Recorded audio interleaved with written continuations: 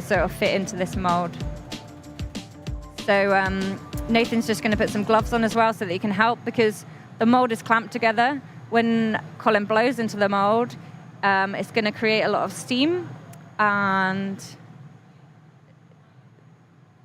Nathan's going to need to undo the clamps, so he will just need to put some gloves on to make sure that he can undo that safely. So you can just see Colin now using the Marva, rolling that lovely piece of color glass back and forth just to get it into a thinner shape to fit into this blow mold that he's made.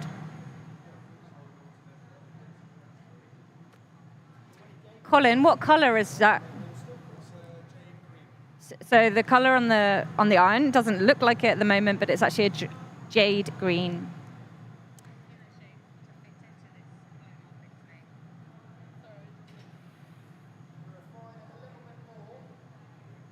So he's just going to refine it a little bit more, and then he's going to hopefully have a thin enough shape to fit in.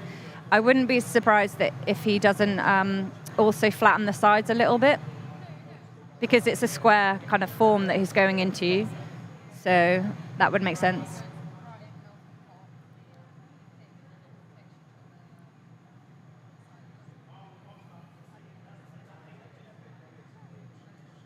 So yeah, you can see him on the Marva again, just thinning that bubble out.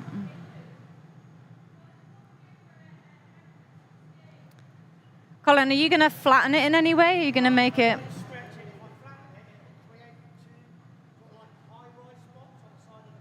Okay. So he said he's not going to flatten it because it will create some like high-rise spots on the glass, which means that the blow won't be very even. So he's just stretching it out instead.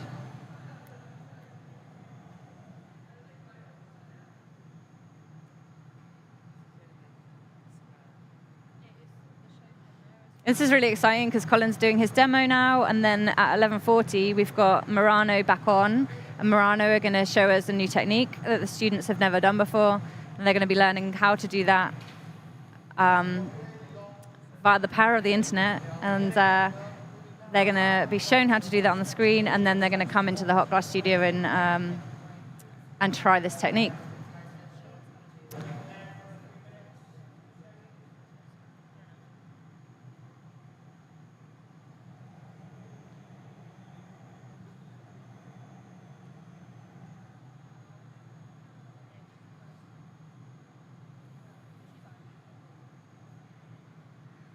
So you can see this bubble getting nice and long now. It's got a lot of heat in it.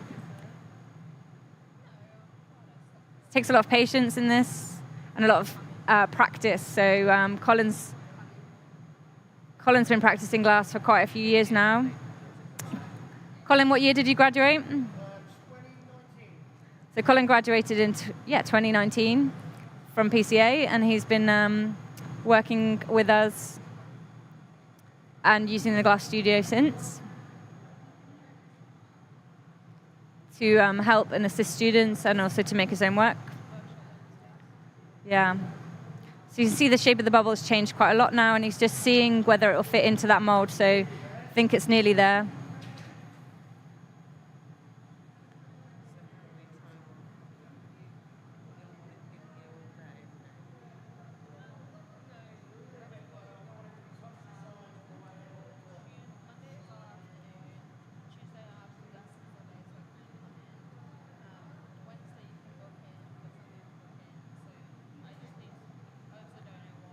So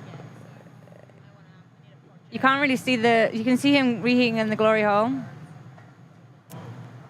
And then he's just coming out and shaping on the Marva.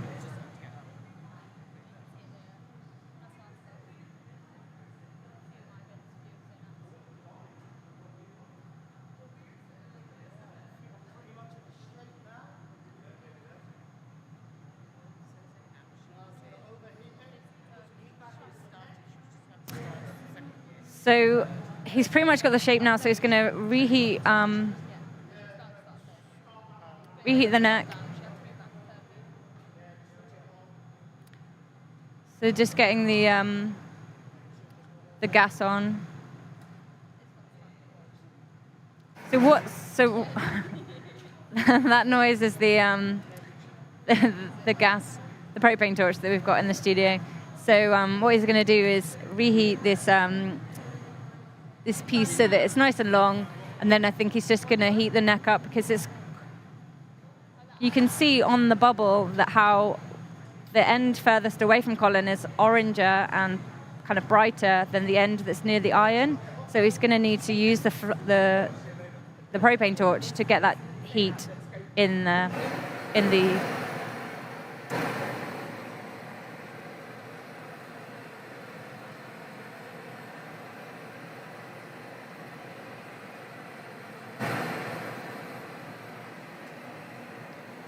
So yeah, he's just heating that torch in now.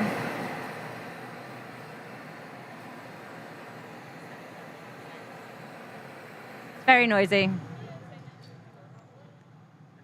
So you can see there's a bit more of an even heat now throughout the whole piece, which is what he needs.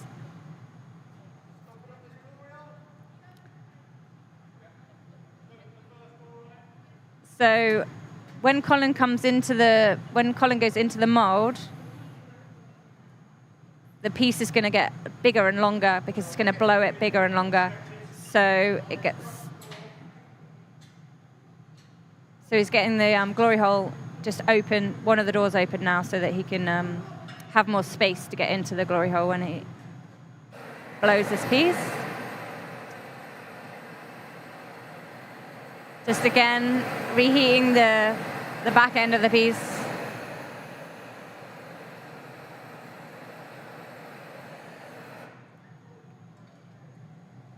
Hey.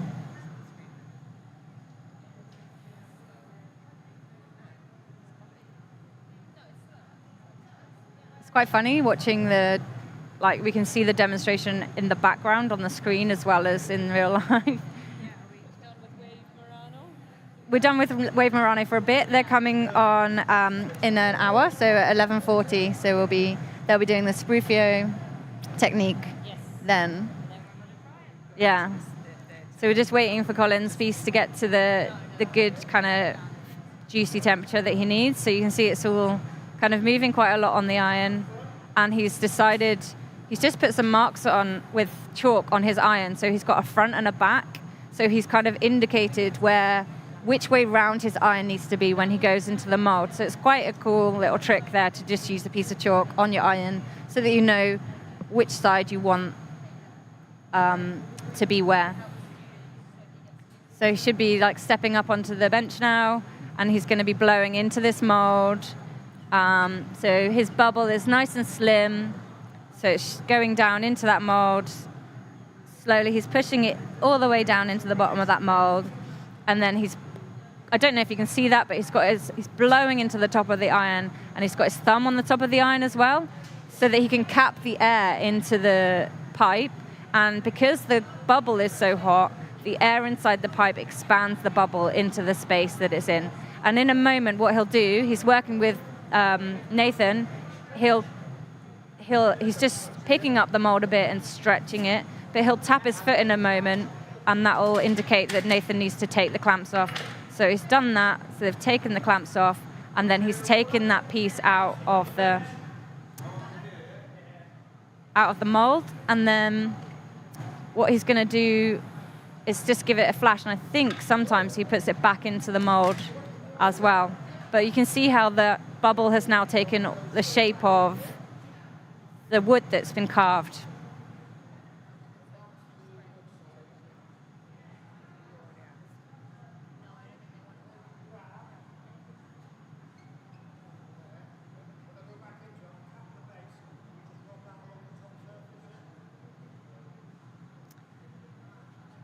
So what he's doing now is just reheating, and with the mold on the bench, on the Marva, what he's going to do is put that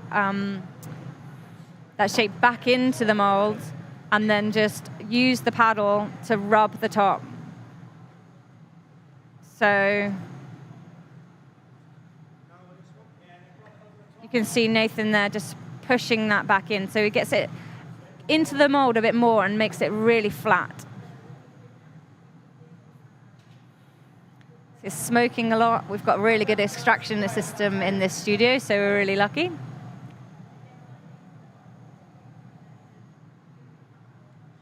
And Nathan's just spraying the mold just to make sure that it doesn't burn too much and change shape too much.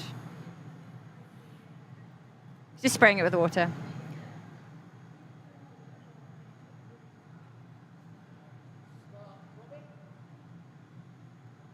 So yeah.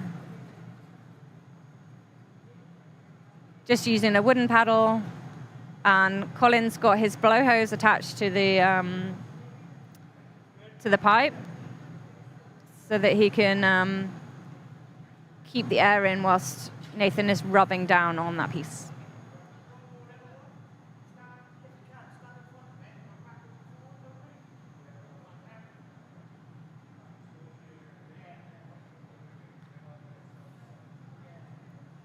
Good.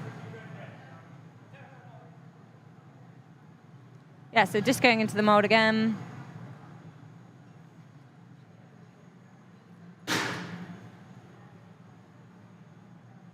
Don't know if you can see that, but Nathan's just going backwards and forwards on the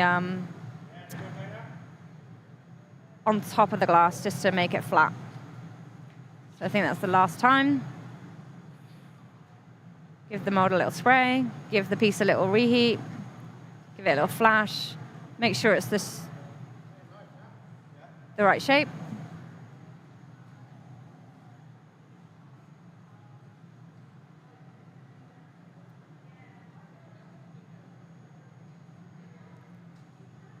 So these flexible hoses that you can attach to the blowpipes are great because, especially in COVID, it means that you can, wow, look at that. Yeah, nice and flat on the front, really beautiful piece. So yeah, these blow hoses mean that you don't need someone to assist you and do a bench blow. You can actually have a blow hose attached to your pipe, and you can keep control of the bubble. So yeah, we've just gone over to the knocking off bench now. He's got a preemptive clap. So he's just going to take this off the blowing iron and go put it box it in the Lear. And it will stay in the Lear overnight, and it will cool down really slowly to anneal it, and then that will be out tomorrow, and he'll be able to cold work that cutting and cold work the top. So yeah, Colin works with wooden forms quite a lot, and also with concrete. Lovely. So yeah, he's just quenching his iron and making sure that he blows down it so that no water goes up the pipe. Well done, Colin. That was fantastic. And Nathan, thank you very much for helping.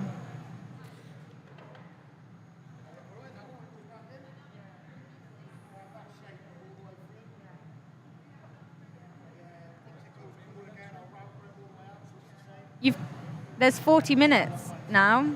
Yeah. So speak to Colin.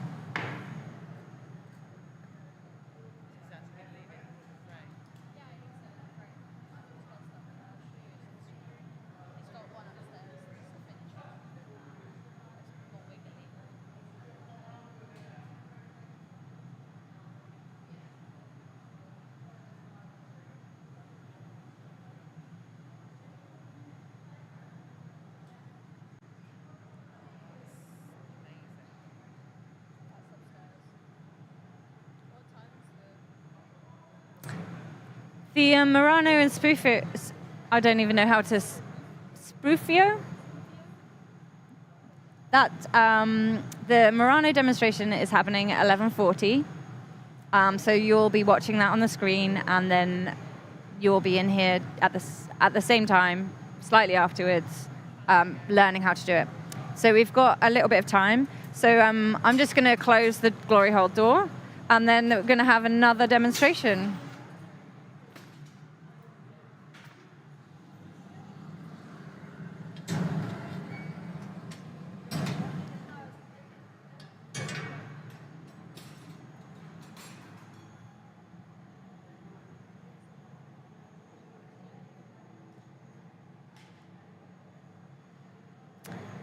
I'm on mute, hopefully, so I'm not recording at the moment. But these guys didn't want to do any kind of talking, so I'm just trying to talk as much as possible. And I did a little live and said, like, go to Plymouth College of Art YouTube. So hopefully that's kind of attracting more people. It's like, where is the proof buddy? Yeah, I think that too. Can't come. Yeah.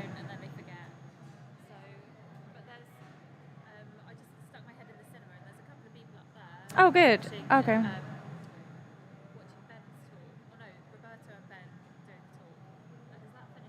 Yeah, it's finished now, so I think this is what's on the YouTube channel at the moment. So I'm just trying to get these guys to do more, because it's not until 11:40 that the Murano and students collaboration is happening. So yeah, so got a bit of time.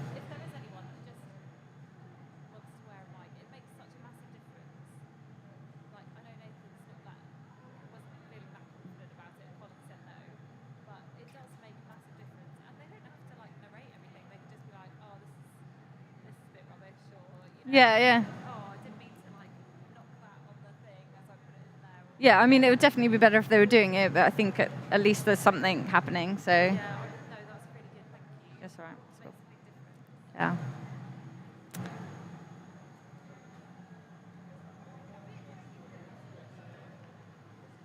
So who's going to demonstrate? Yeah, it's 11:40. Let me see the plan.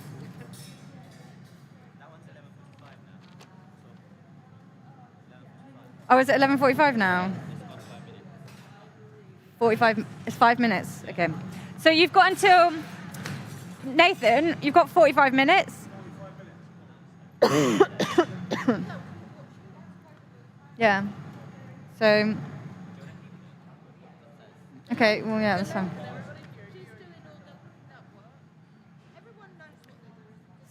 So, what are we on now? Okay, yeah, that's good.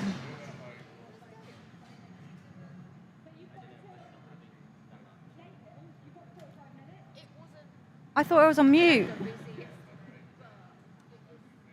Was I on mute the whole time? I think I was on mute before. You're still talking on YouTube.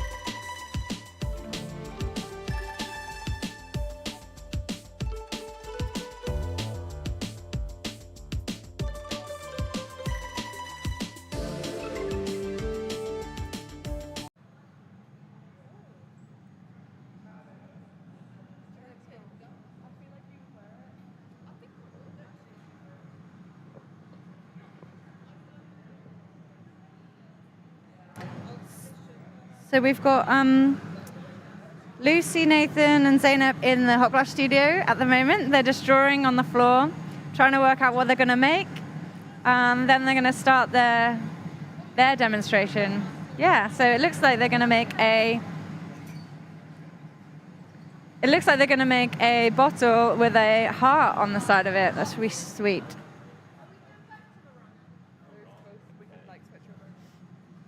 So yeah, Nathan's just going in with his gather. Just picking up a small amount of glass.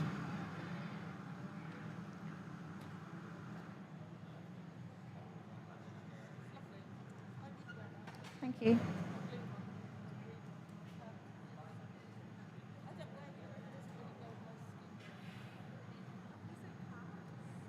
Yeah.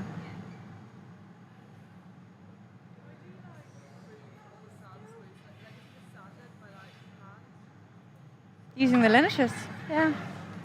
Cast and cut and sand, yeah. So Nathan's just picked up his glass and he's just blown a hole through it so that he can pick up his color. So Zainab's just going to go to the top loader. And then Nathan's going in, so he's going to pick up a lump of color from the top loader. And then he's going to start heating that in. So he's picked up a color. What color have you got? Silver amethyst. Very nice. And then got a little brush so that he can rub off any of the imperfections that get picked up by the kiln. Zainab being the wonderful assistant.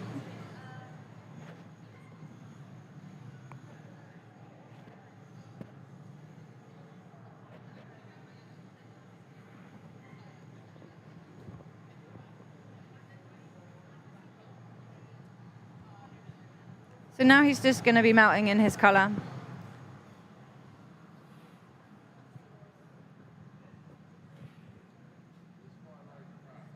And over in Murano, they're making a sword. Oh, this is TVG. Wow, that's amazing. Yeah. Zelda sword. That's super cool.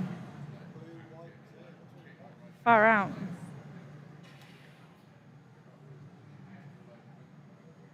Do you know who that is?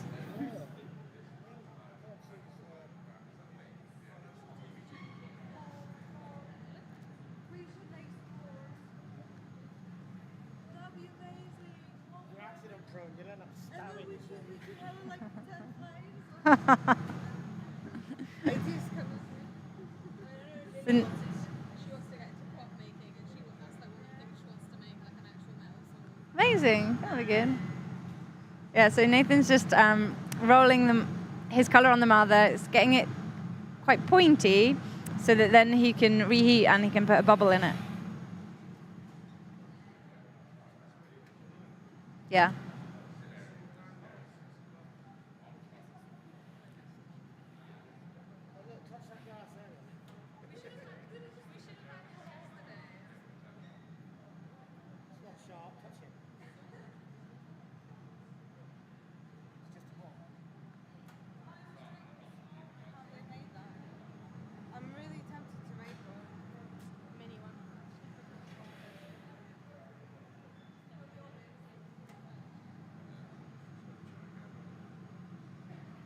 So after Nathan's come out of the glory hole now, he's just going to blow a bubble into it, the color. So you should be able to see the color move from being quite straight-sided to having a little bit of a round form. And that indicates that the bubble has gone in, hopefully. It's just going to bash the wall at the same time.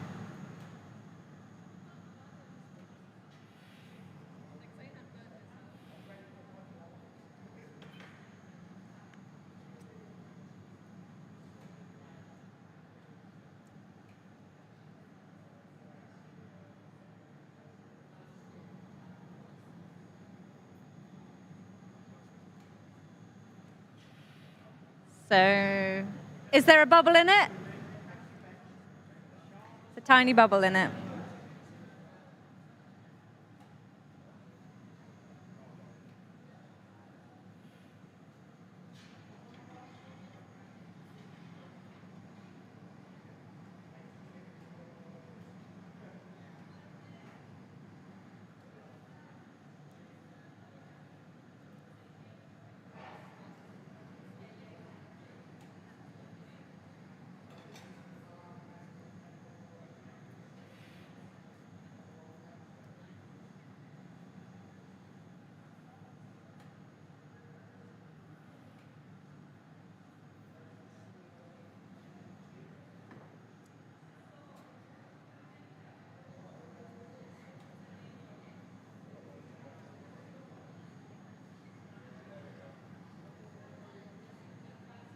So yeah, he's got a bubble in there now. You can see the shape.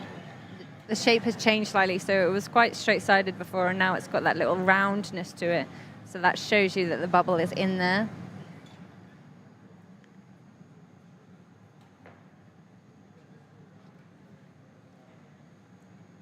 So he's just waiting for it to cool just slightly so that he's got a bit more control when he goes for a gather over the top of it.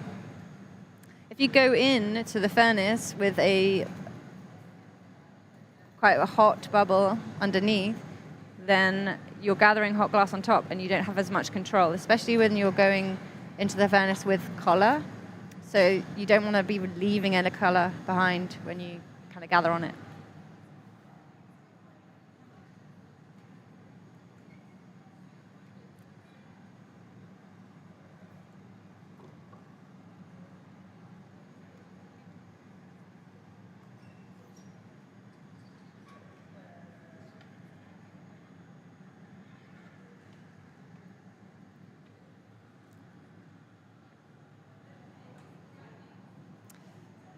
So yeah, Nath's just attached his blow hose.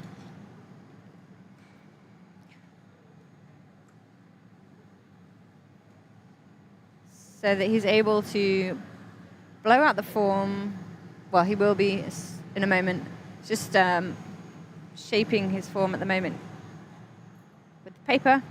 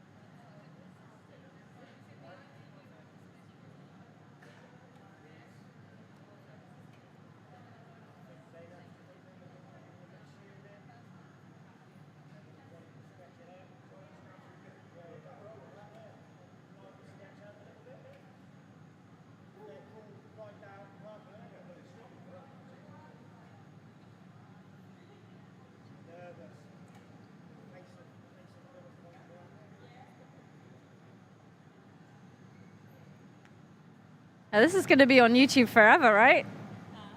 This is going to be on YouTube forever. Yeah. Pressure's on.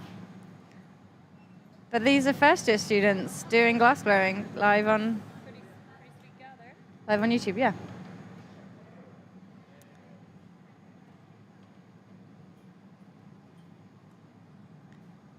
So now Nathan's just using one of the blocks to shape the glass.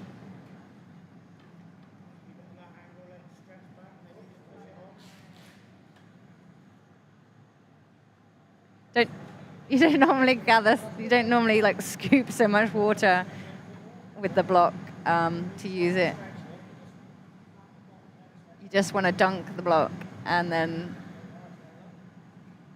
it stops the wood from burning in too much.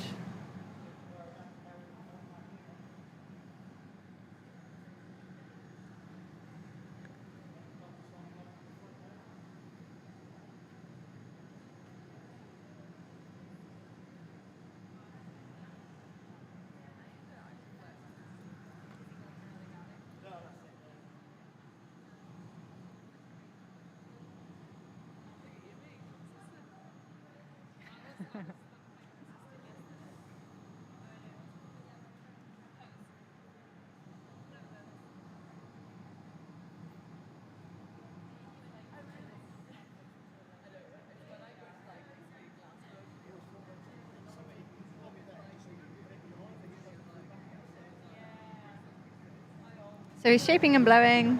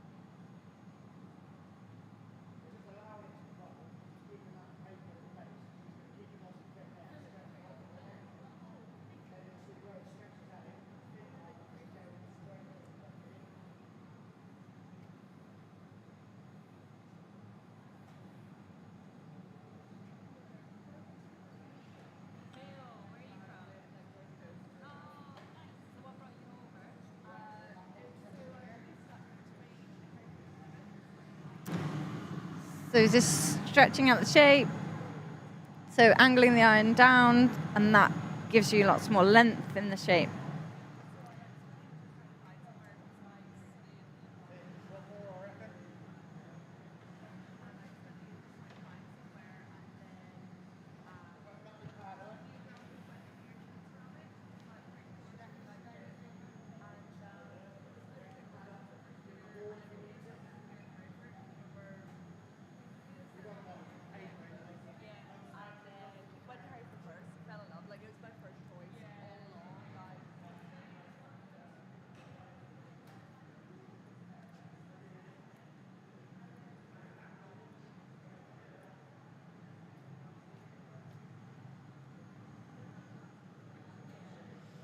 This is a stretching and papering.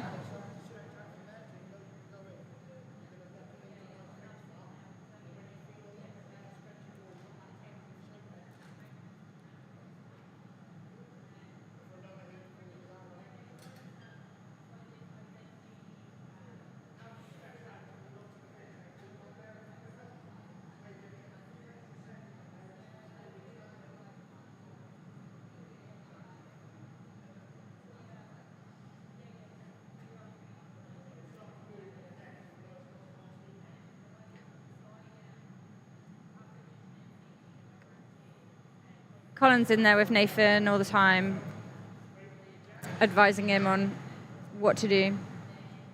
So now he's just using the jacks to get in his neckline. So the jacks are used to kind of pinch in the point where the glass comes off the iron. So you need to get that to be really thin so that it will break, so that you can get your form, your blown bubble off the end of your iron. Otherwise, it will be kind of stuck. Ah, hello. Yeah, I'm on. Yeah. So we've got TVG on screen in the background, so we can watch them. They can't see us, but yeah, we can watch them. And then we've got Nathan and Zainab in the hot glass studio, and Colin. I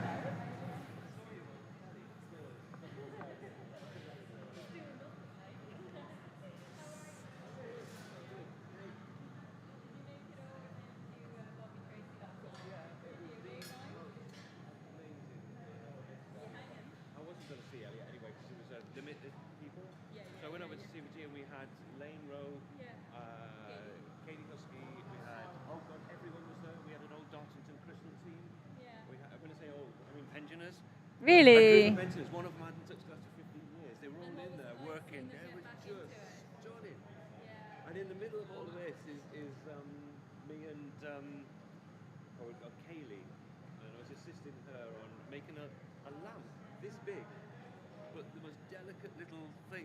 Oh, lovely. It was bigger than a tiny little bit.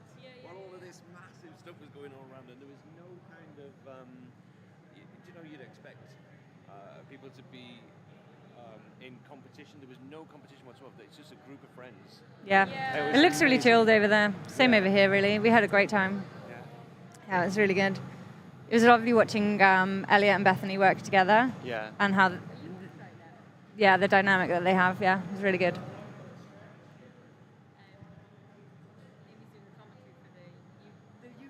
Yes, and I'm just talking over it. Yeah. Sorry. It's great. No, it's nice to have to know what's going on over there and have a little feedback. Yeah, that's good.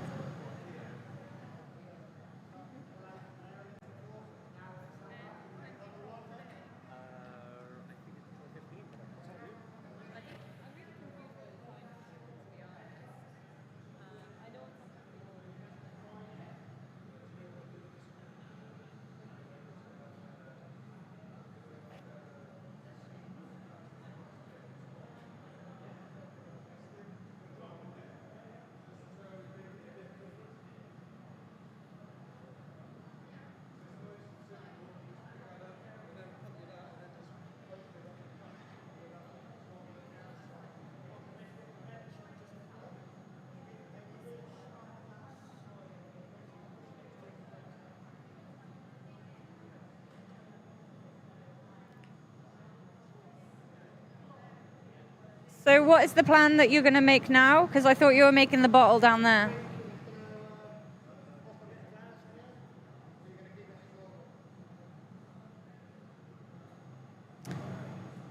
So at the moment seems to be a little bit undecided as to what he's going to do, but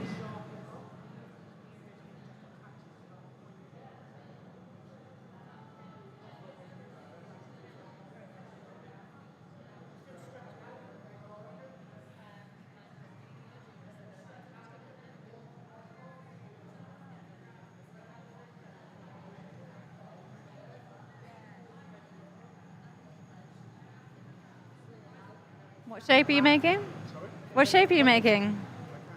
What shape are you making? 10-pin shape. 10-pin shape. Okay. So no bottle. 10-pin, that'll be cool. Yeah. You're right. You get a chance to do something.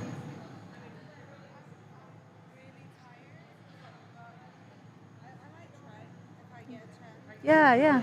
That'll be good.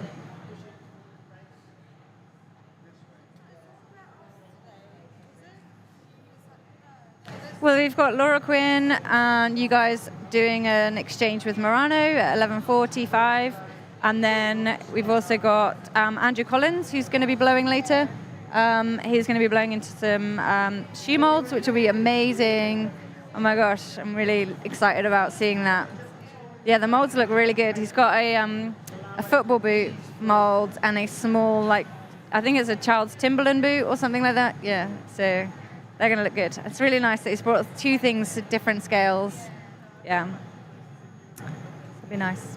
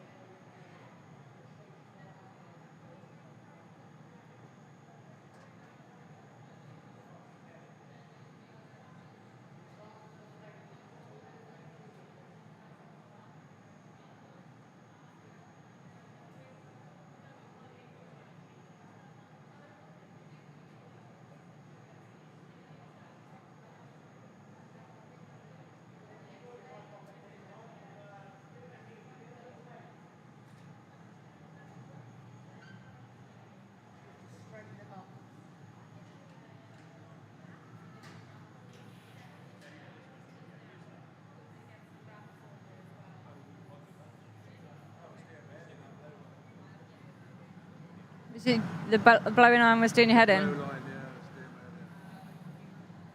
let's do it, The blowpipe? the blow, yeah, whatever. The thing that was around my neck. Yeah. Do it, mate. So you've ditched that now? It's horrible. So you got the shape you want?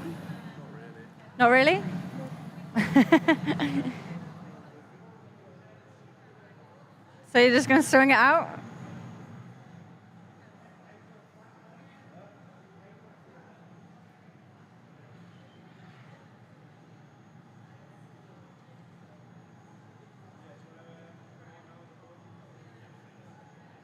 So Zainab's just boarding.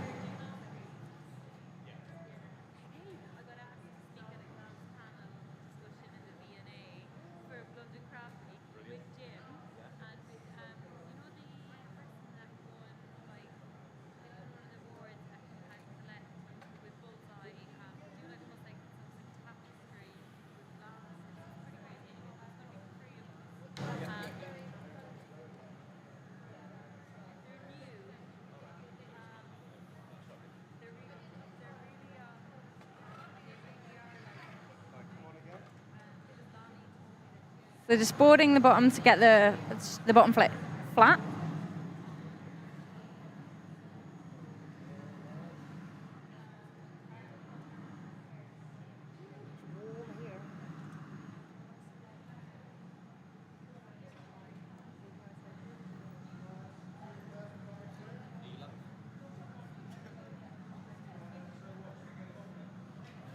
Not on mute anymore. No. So Colin's just gone in to put an iron up for a punty.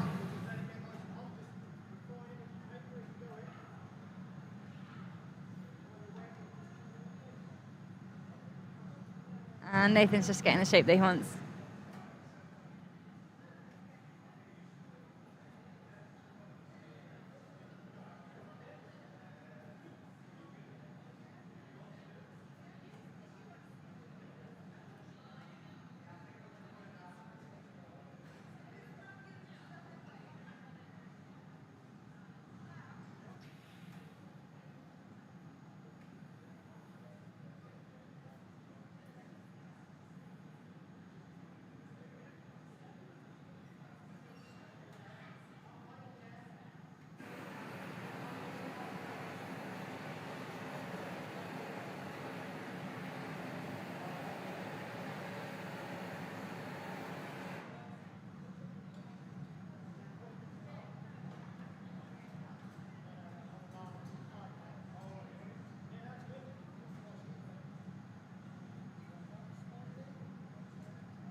So they're just going for a punty now, so it's just straightening that up. Attach that. And then he's just got his tweezers and he's putting water just on the jack line. So that bit that he jacked in earlier on to make it nice and thin. And then he's making it nice and cold. So hopefully when he lifts it up and taps the blowpipe, it will knock off. Yeah, and Zainab's got it. She's just going to slowly put it into the glory hole.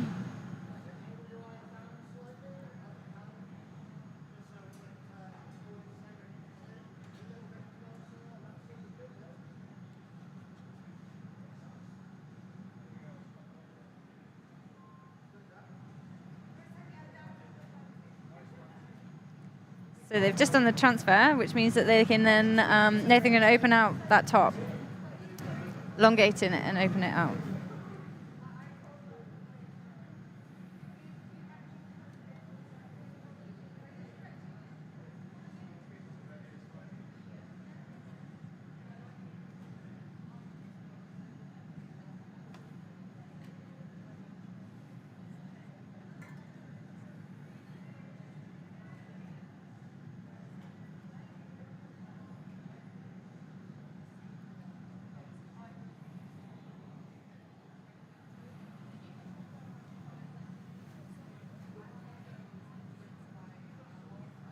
And you can, it's great now that the pieces start to cool down, you can actually see the color. So you can see the color of the purple in the piece now, which hopefully you can see on screen, but we can certainly see it in the studio. It's a really nice color, isn't it? Thanks, Tyrone. Say that again.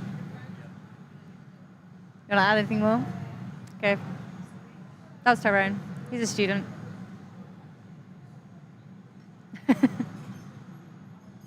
Sat here bowing his head now because he's so embarrassed. I made him say yes on camera.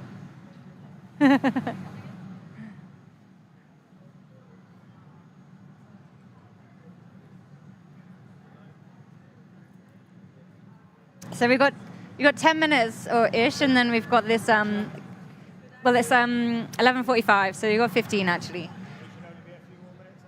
Yeah, well, you can take his time.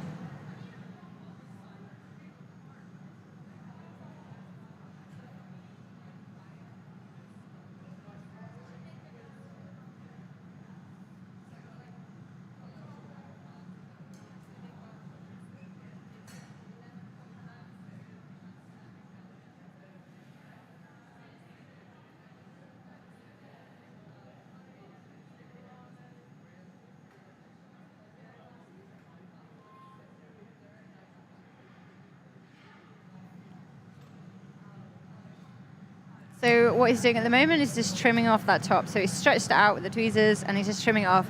And Colin's using the tweezers just to hold it away from his hand, because sometimes that little bit of glass, as you're cutting it off, can kind of like rotate and it will hit you sometimes. So it's a little bit of it's much easier if your assistant is moving that away for you, especially whilst you're beginning. It's amazing that glass can be molten and runny, and then it can be kind of at this stage where you can actually cut it with scissors. But they're special shears. They're not just ordinary scissors. They're like specially made diamond shears.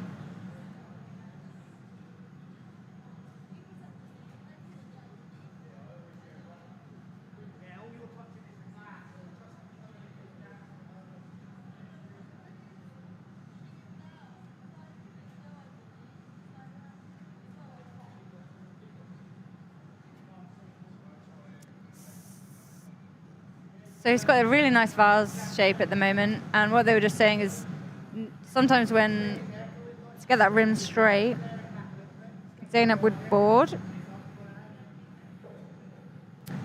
the end of the vessel whilst Nathan is using the jacks inside the vessel to open it up. And most glass blowers go on the top, and they open from the top because then they can see it and the board can go underneath, but Nathan's picked up his own style and he tends to push the glass down on the bottom, although now he's doing it from the top, so whatever works. So you can see now he's kind of using the jacks and stretching out that top.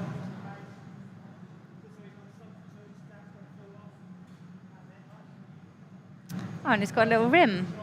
That's great.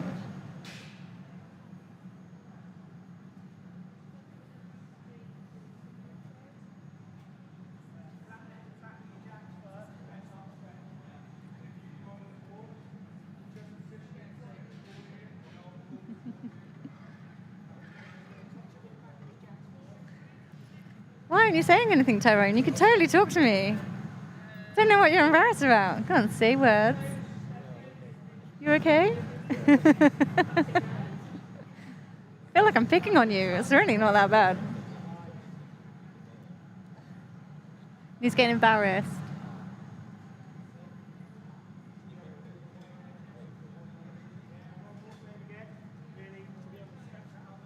Hey.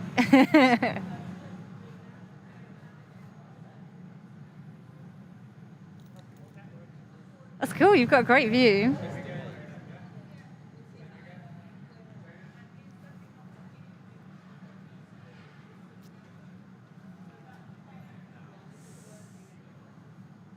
So yeah, Nathan's just changing the shape of that neck and the lip on the neck and just kind of getting it to how he wants it to be. And Zainab's just there boarding to help.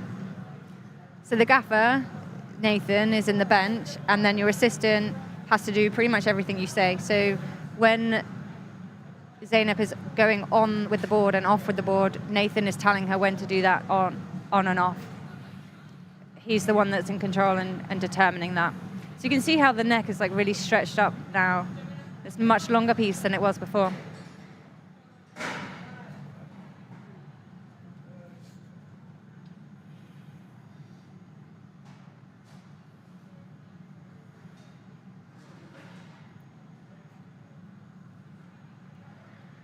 He's your friend.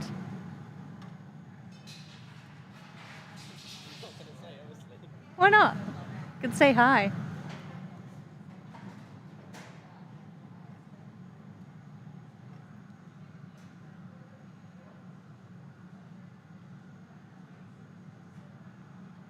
Have you got people messaging you from back home? Your cousin? See, that's cool. No, don't go. Okay, I'll stop it. Fine. Boring. So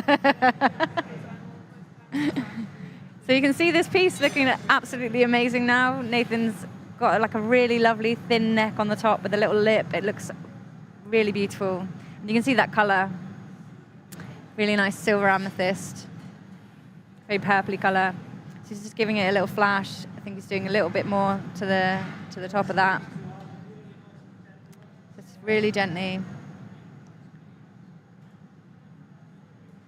And then Colin's just getting in with the gas just to heat that bit up and give it a little bit more.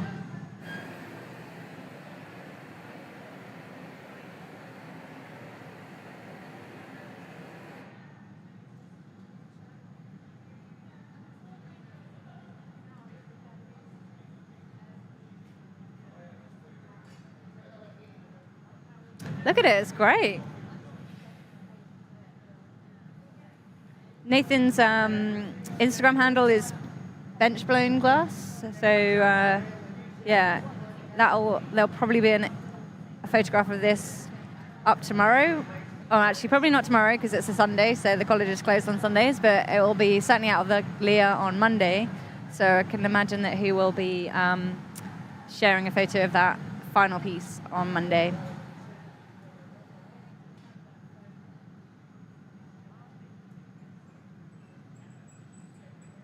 Oh, it's taking the little... oh, I kind of like that a little bit. It's taking the lip off.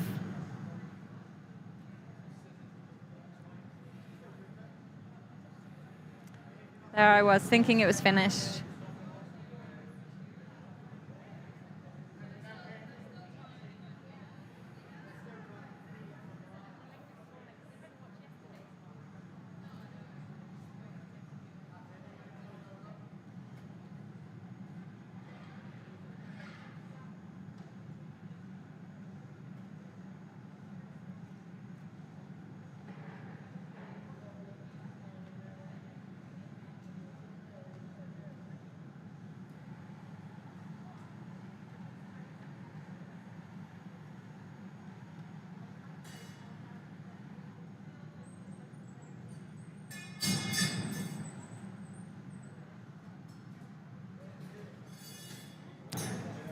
Ooh, don't know if you saw that. He just nearly knocked the piece off with his foot, but these kind of things happen.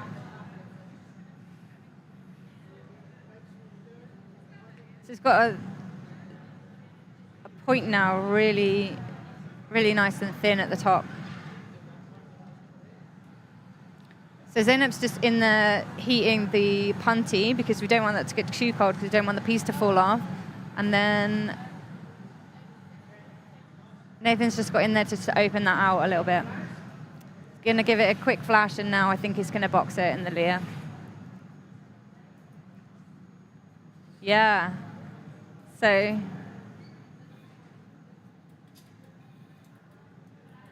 Lucy's there with the door ready to open it up for him. Colin's got it in his gloves, and he's knocked it off, and it's in the Leah. Well done.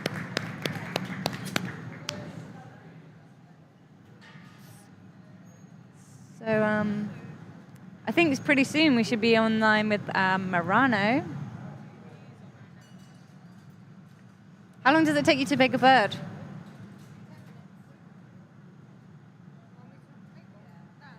Yeah. So Zainab's just going to make a bird. Well done, Nathan.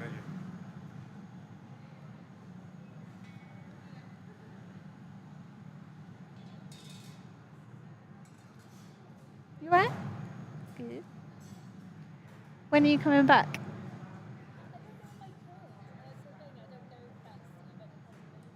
Oh.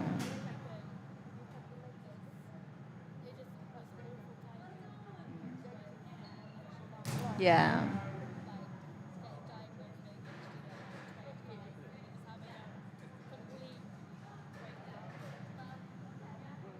Good. Well, it's good to hear that you're getting there. Yeah, ADHD is a big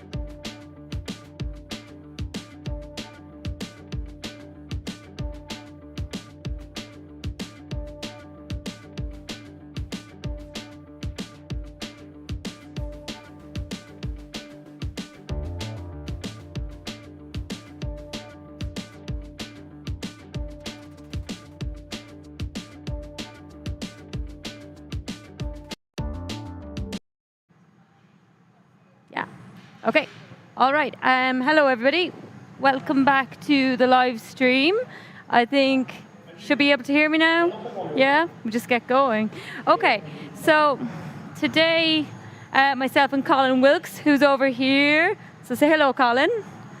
Hey. So we're going to be working together, attempting a technique we've never tried before, and we literally just learned how to do it. We've been watching the live stream from Wave Glass in Murano here in the corner of the hot shop. And they were demonstrating a technique called Sabrufo. Sabrufo? Yeah, pronunciation's probably not there. But basically the technique is you get a really thick, clear starter bubble, let it get quite cold, and then you prep a separate bubble that has color in it. So when we actually make glass with color here, we often start off with a really concentrated nugget of color called color bar. We chop it up into little chunks and we put it in our top loading kiln, which is just here behind the glass blowing bench. And we basically pick up that intense color bar on the end of our blowing iron, and then we gather clear glass over it and we blow it out. So actually when you look at colored glass, you're not actually seeing fully that color. What you're actually looking at is a piece of glass that has a 3 mil or even 2 mil layer of color on the very inside, but the clear glass on the top basically magnifies that color that's on the inside. So this technique that we're being shown today and we're going to attempt is basically an attempt to try and get that color that normally is on the inside of the bubble to go onto the outside of another bubble. So you might kind of wonder, like, what would be the application of that? Normally when we try to get color on the outside of a bubble, it's because we want to do something with it once the object is blown and it cools down to room temperature. So sometimes we'll go back in and we'll mask it up with the resist and we'll sandblast it, or we'll engrave it. There's also Grawl technique where you can engrave into color and then heat the piece back up and bring it into the hot shop and blow it out even more. So there's various reasons why you'd want to get color on the outside of your bubble.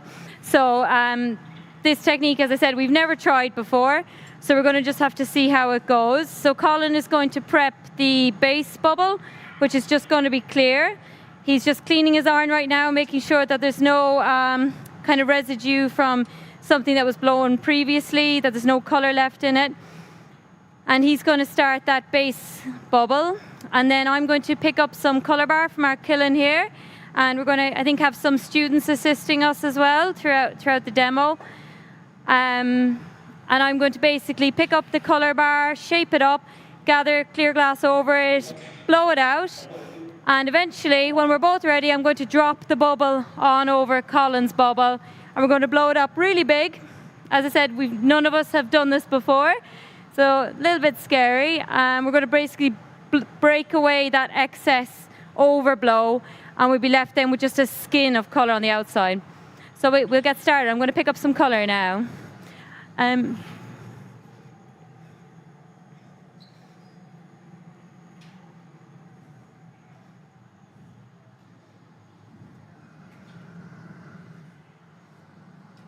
Oh, you're picking up the color. Red. For underneath. Okay, yeah. You got the Blue. steel grey to go over. Yeah. Okay, so change of plan. Colin's going to go with a red bubble underneath. I don't mind. Carl, is this the base bubble you're doing? The under bubble, and it's going to be red, and we're going to put the blue over the top. Okay, cool. It's going to look funky. Yeah. So Colin has just picked up some intense color bar there. He's given it a little bit of a dust to make sure that we've no kind of kiln dust left on it, make sure that it's nice and clean. I'm preheating my iron here to go and pick up my color. If my iron is too cold, the color will simply just drop off of the blowing iron. So nice and hot now. Oh, nice. Yeah, it's looking good.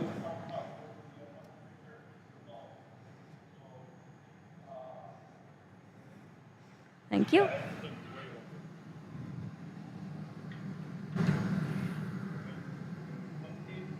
So I've just picked up my color bar.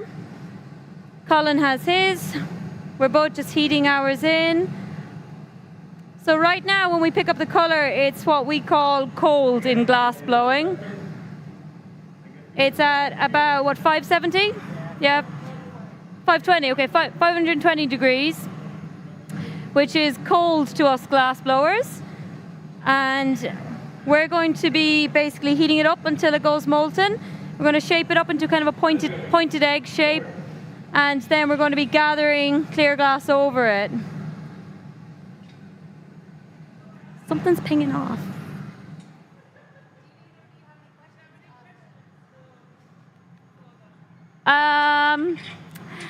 Yes. Do they ever work with, so sorry for everybody else listening, we're asking the live stream in Morana, we're going to ask some questions so we get a better understanding of how this technique works. Can you ask them if they ever use this technique to then engrave into the color on the outside? Do they use this technique to engrave into the color on the outside? Sorry. So Colin's heating up his color. He's got his bubble in. I'm just shaping mine now. I'm using what's called a marver. It looks like a table, but it's actually a really, really useful piece of equipment. It's basically just a steel table, but this is one of the tools we use most in the glass blowing workshop. So you're waiting to go in, are you? So Colin is just going to go in now and he's gathering over his piece of color bar.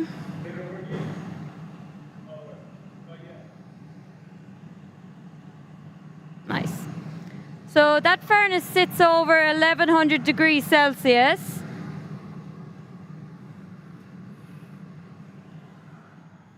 And he's going to use some wooden blocks now to shape the clear glass around it.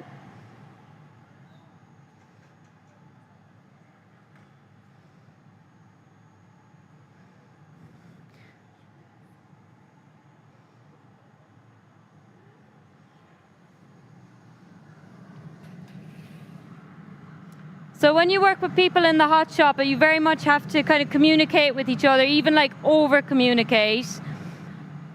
And Colin and myself, we haven't worked together in like 2 years. 2 years since the pandemic. So we're just going to have to make sure we keep telling each other what we're doing. But it's really like a dance. You got to look out and see what your partner is doing and work around them. Yep, sounds good. So Colin has just said that he's going to get another gather of glass over his bubble there. Make it nice and thick. And I'm just prepping the color here for the bubble that's going to go over.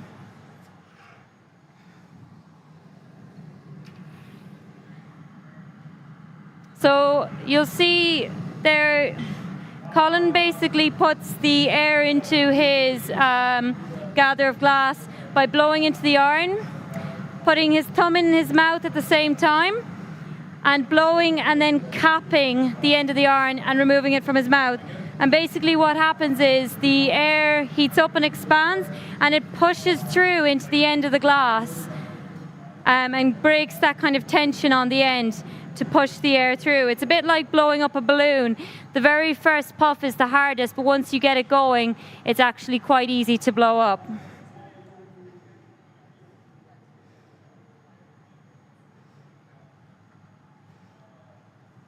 There's a tiny bit. I think it actually came from the glory hole.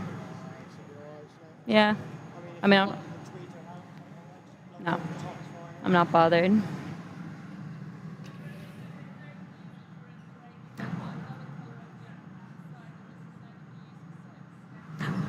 What do they use it for then?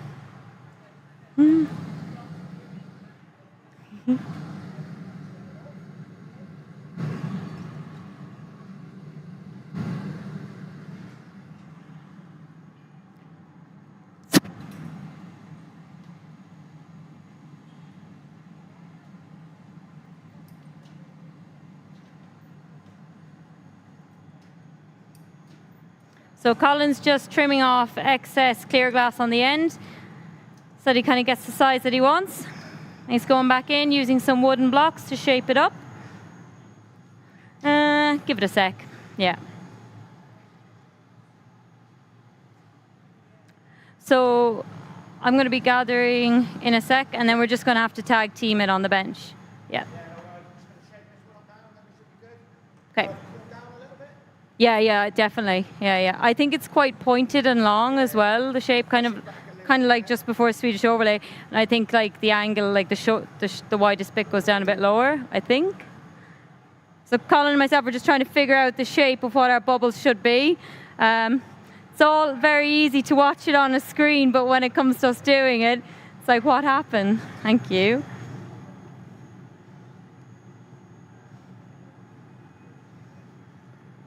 Cheers.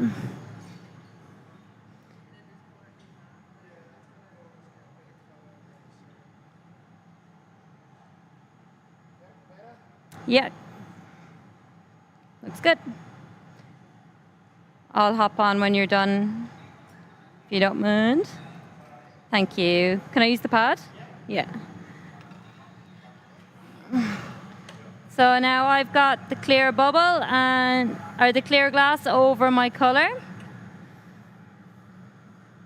I'm just moving around where I actually have my clear glass, making sure that there's plenty on it and it's covering it all evenly.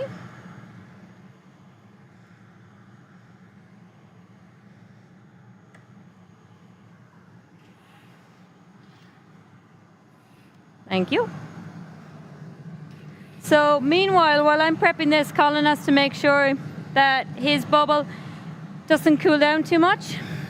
I think I have to heat and puff it up a bit more. Yeah. Yeah, I think it'll be grand. So he's keeping a close eye actually on the temperature of it, and you kind of might say, how can we tell the temperature of the glass? And it's purely by the color.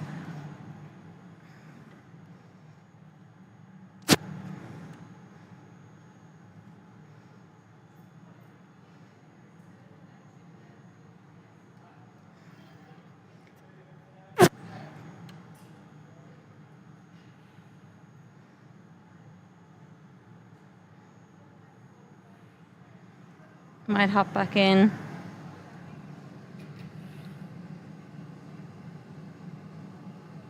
I don't think I'd air in the color, so I just need to get it in. So it might be a while. Yeah. So, yeah, please. So I'm just trying to get the air in my bubble here, and Colin's going to keep his one warm. It's all about learning how to do the timing of it. But when you're sharing one bench, it can be a bit difficult.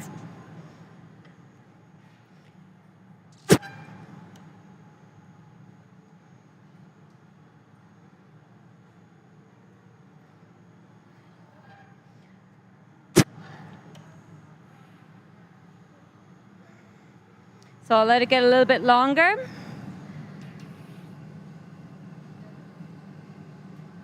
And you're with straight shears, I think. Yeah? Yeah, I think so. So what we're doing now is I'm just elongating this bubble. Might give it a little puff.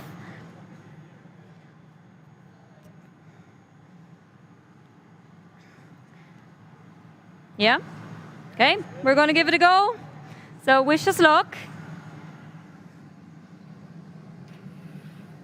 And are you going to grab onto my pipe? Yeah. Woo. Oh, got it? Yeah.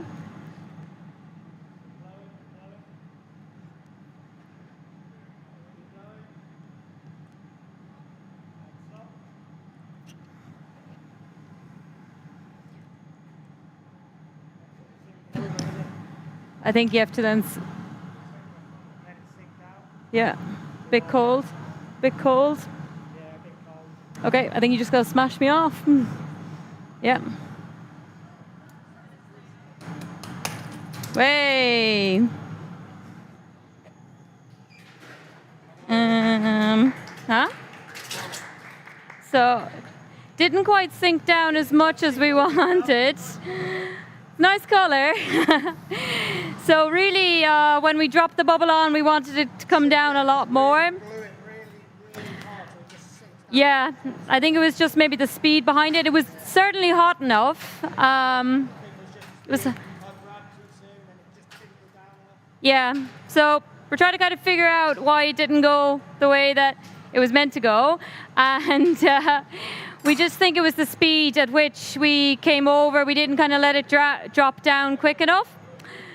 So now we've got a little bit of that color on the end of the bubble, but hey, that's not so bad, is it? Better than nothing. We tried. That's the beauty of glass blowing, though, is that, you know, when you see something at an exhibition or in a shop, you don't see all the failed attempts before it.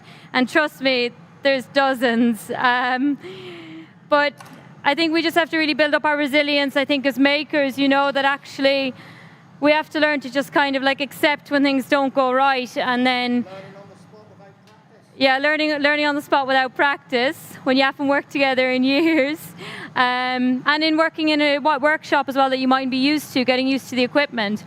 But we do have enough on there, I think, to get the effect that we're going for. So we're going to blow this out into a piece, yeah? And we're using a color that actually reduces. So does anybody know what reduction colors are? Yeah. So reduction colors, they basically, when you get a gas-rich flame on them, I think the atmosphere that it creates really craves oxygen. And basically glass colors are made up with metal oxides. And it drags those metal oxides to the surface because it wants that oxygen, so it gives that metallic sheen on the top. Or at least that's what I've been told. It sounds like it's plausible, so we'll go with it. So actually the color we have on the end there is a reduction color. Now if we had not inverted this bubble and the reduction color was on the inside, we wouldn't be able to reduce it because it's protected by a clear layer on the outside. So actually this technique could be quite handy for inverting that bubble and getting that reduction color on the outside. So we'll blow this piece anyways. And to create the gas-rich environment, we're going to be using the propane torch here, or the fluffy torch as it's also known. And basically that's going to be a gas-rich environment. It's going to pull those metal oxides to the surface and make a metallic sheen on the end.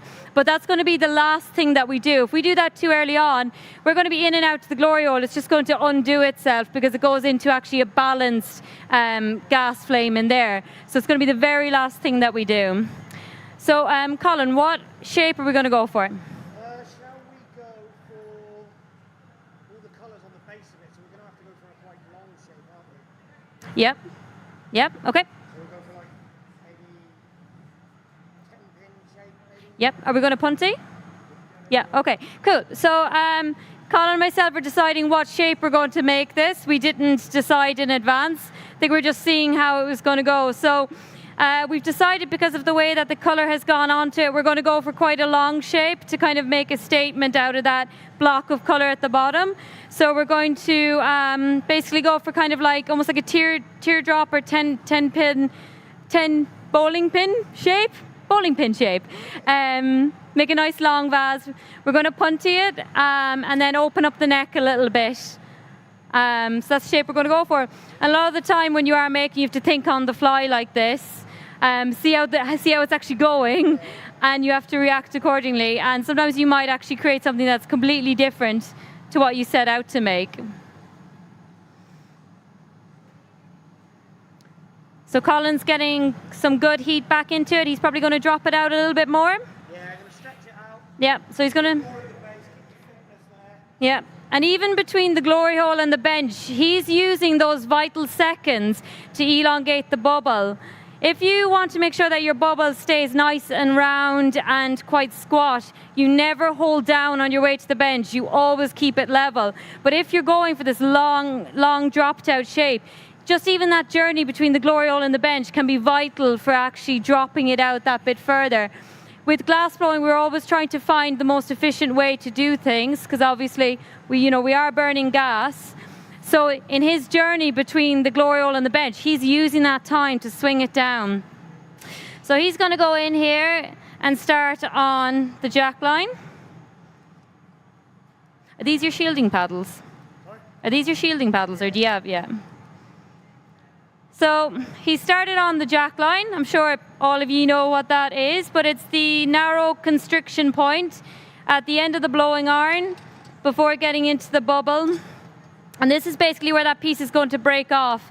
I've seen it so many times where people get really excited when they're making a piece and they forget the jack line, and they come to actually taking it off and they realize they don't have any way of getting it off.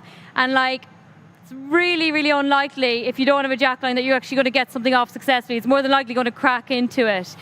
So jack line is the most important part. So he's giving it a shape up there with his paper,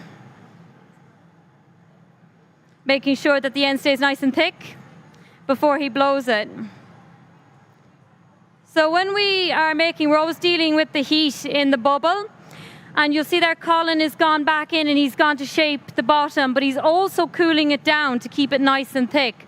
Otherwise, there's a tendency when you blow into it that it's going to blow out at the end. So he keeps going back in with his paper to chill it down and make sure it stays nice and cold.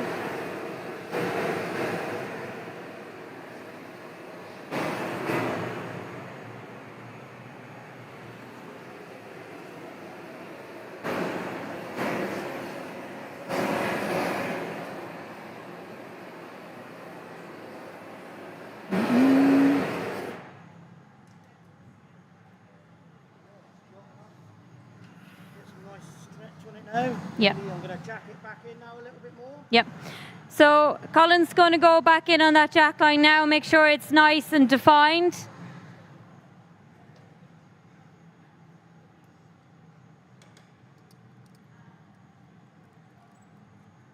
So what he's doing now with this angling is he's stretching out that top section. This is called wasting out. And now he's going back in to redefine that line.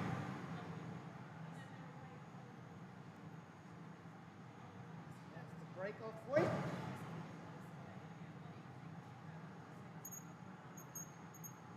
So now he's got a really crisp line, which is where the piece is going to break off of. So you're going to blow this out a little bit now? Blow it out a little bit more. Try and keep some of that colour on the base so we can see it a little Yeah, bit. yeah. Do you want just a regular punty? Yeah, or? just one of the normal 10s would be fine. Yep. Okay. So we're going to blow it out a little bit more now. I think we're kind of going for that like teardrop shape. Yep.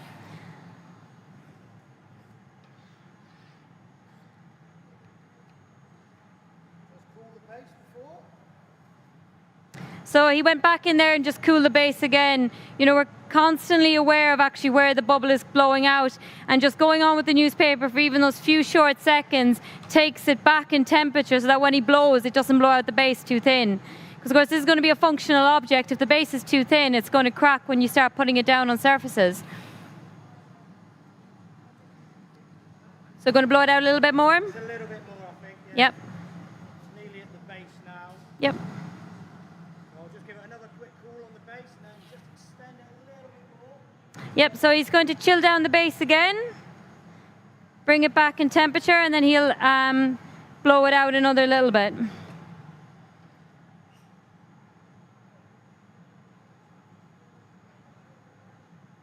Nice. Lovely. Do you want board at the bottom, or are you just going to do it with the tags? Yeah, I'll just do it with the Yeah. Okay. So we're getting to the point now where we're starting to be kind of happy with the overall shape. When you're making a piece, the base is kind of the last thing that you shape. If you shape the base first and the rest of the bubble isn't even and it's in the correct shape, you're kind of basically making a piece that's a bit off balance and a bit askew. So we have to work kind of from the top of the vase all the way down. And the last thing that we do then is we come in and then we flatten off the base.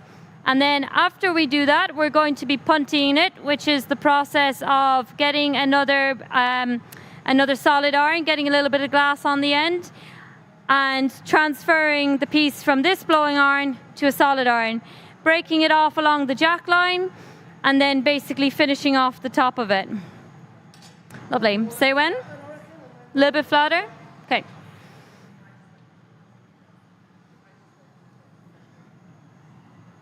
Sorry. Call one with the blue tape, yeah? Yeah. Now? No? Second? Two blue. Yeah. So it's just giving another shape off. You gonna go for another flash? Yeah, I'll go for another flash. Get your eye heating up. Yeah.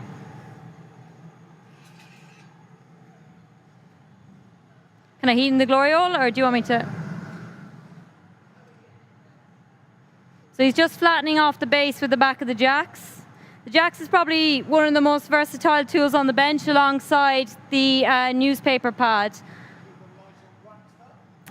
And we make sure that we keep adding wax to the jacks because they glide over the glass. We've got other tools and we do not want to get wax on them, like the tweezers, the shears. They have to grab and cut the glass. And if you get wax on them, the glass is going to slip out of it. But the jacks, we want to slide over the glass. So we add beeswax to it. Give it a sec to cool down. Seconds on the base. Yeah, you can go for it now. Yeah.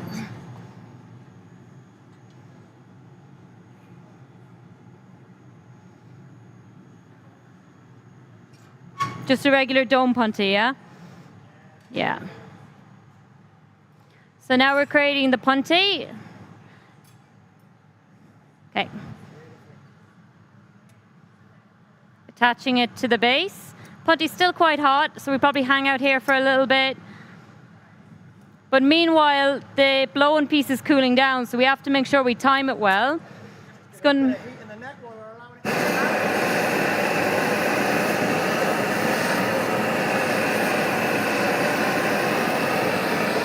Yeah. happy? Yep, happy. So this is the moment of truth. Often where a lot of pieces get lost to the ground. Yep. Nice.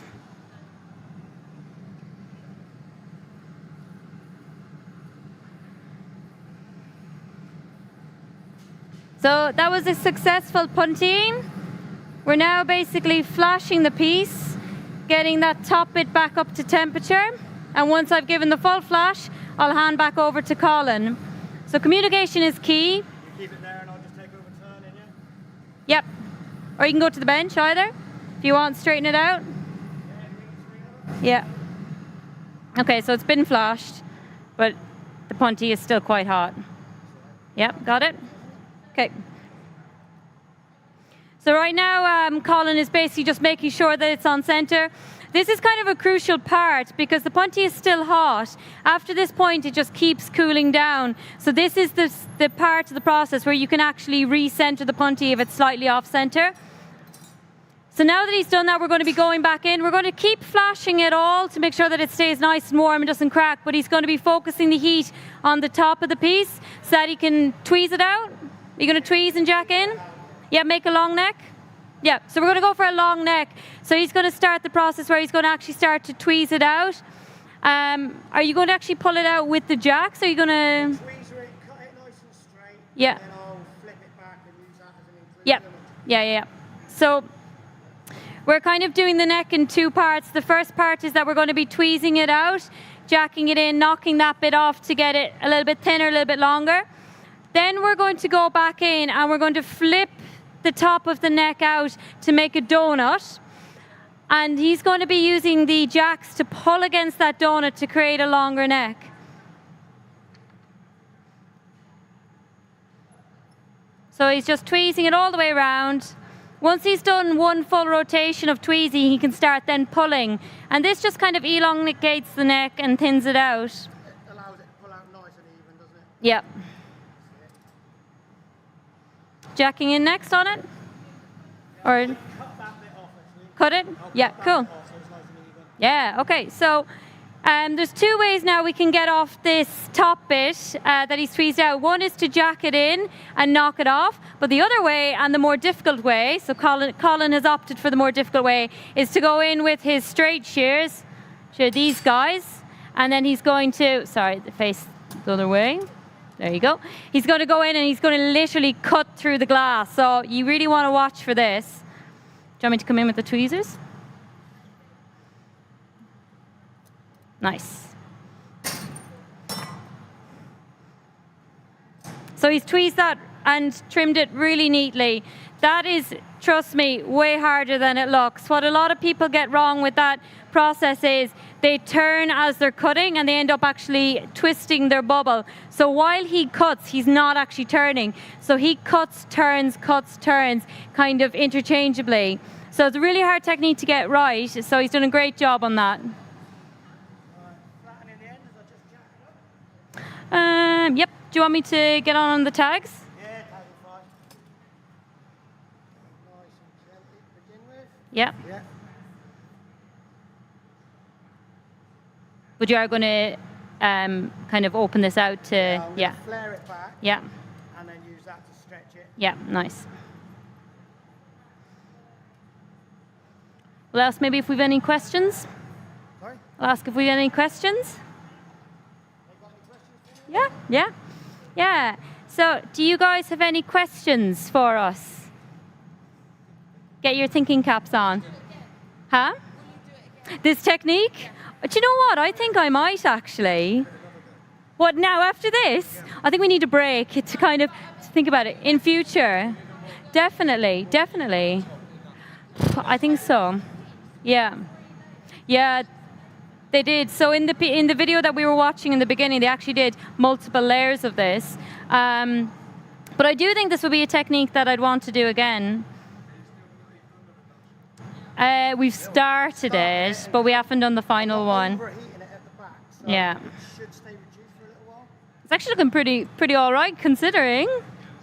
How is your hand there? Is it all right? Yeah, it's good. Yeah. Well, I'm just going to open it up a little bit more. And then we flatten. That flares back nice and evenly. Yeah. And pull it, and I want to try and leave that bit on there so it's really nice.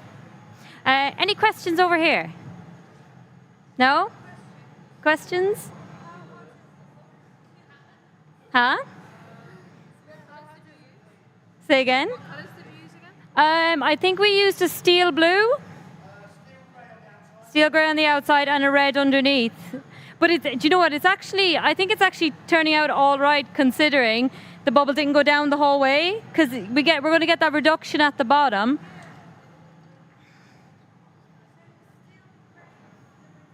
Yeah.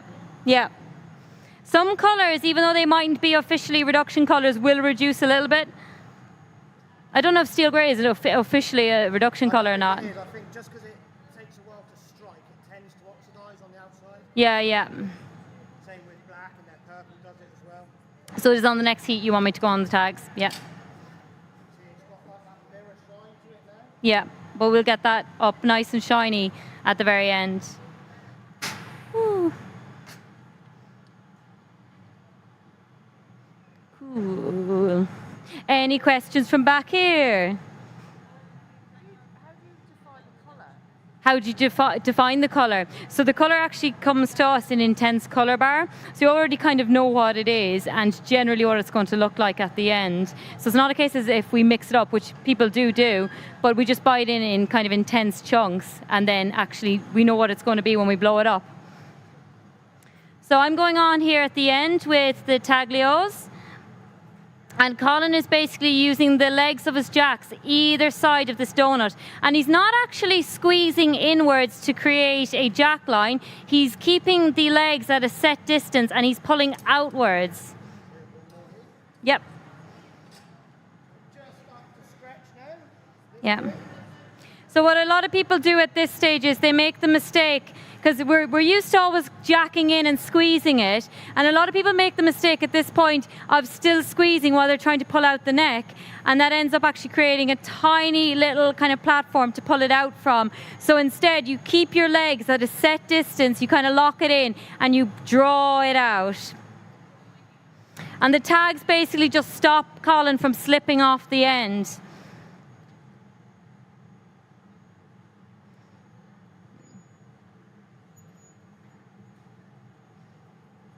So he's putting in quite a bit of force right now just to draw that neck out. Can you see that? That's it. Can we remove Yeah. the bag now? Okay. Should be good. Great. So we're happy now with the neck. So you're going to give it a good flash. Then we're going to start the reduction process, right? Yep. It's got a nice shape to it. Keep that bit is, keep that in there as an inclusion. Yep. I think it looks good. So this is the piece so far. We've got that bit of kind of color on the outside, on the bottom, turning up into red. It doesn't look like red at the moment, but when it comes down to room temperature, it's going to go back to a nice vibrant red. A lot of colors, when we work with them, they change under heat. Red often goes black. You've got colors like blue, which look green because of the yellow of the heat. White sometimes turns clear. So when you're actually blowing it, how it looks right now is not what it's going to look like when it finishes. Do you want to do the torching? Yeah. Yep. Cool. So Colin is about to torch the color on the bottom, and you're going to see it really start to come up metallic.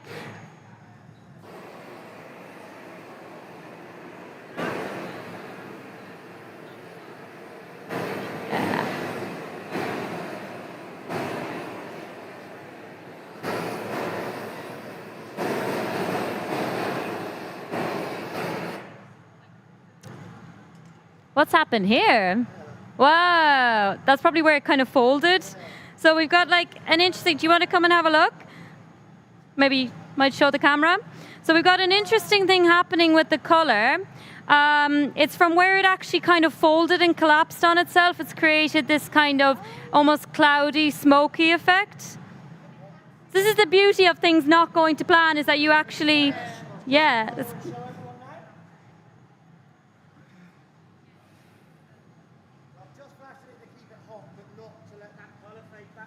Yeah, so he needs to be really careful at this point because actually flashing it could undo that reduction.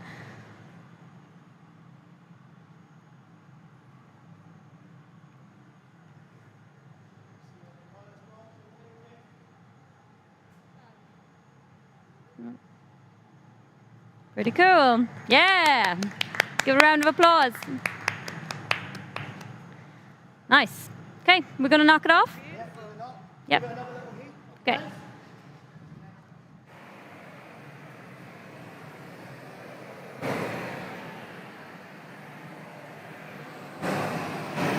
Do you want it on the base or on the side? Base or side? Okay. Are you going to knock straight in, or do you want me to glove in? Yep. On the side?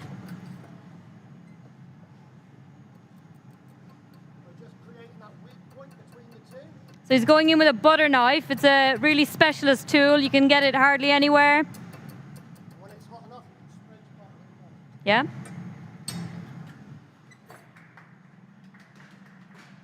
Yeah, well done. Well done. Yeah. Okay. Well, thank you everybody for watching. Yeah, cool. Okay. Probably, what's her name? Can she mute this?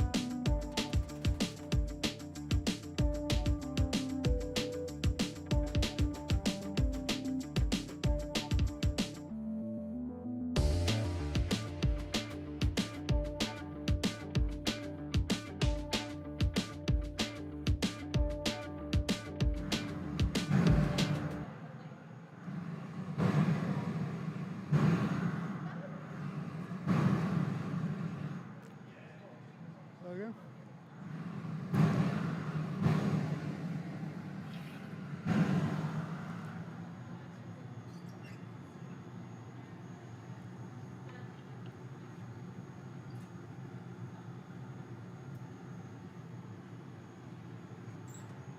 Mark.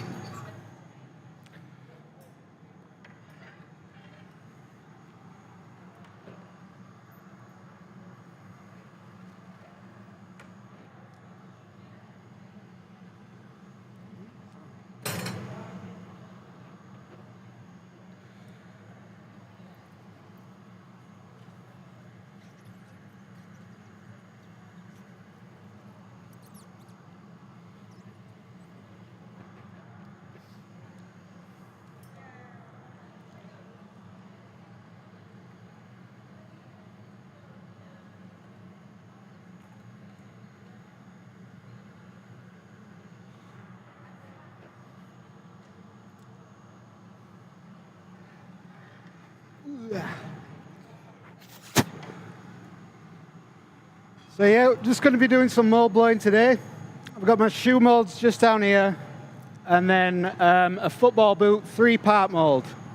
So these ones here are just 2 parts, just in half, and you can. So you can, if it's got too many undercuts in it, then you have to go to a multi-part mold, not just the more than 2.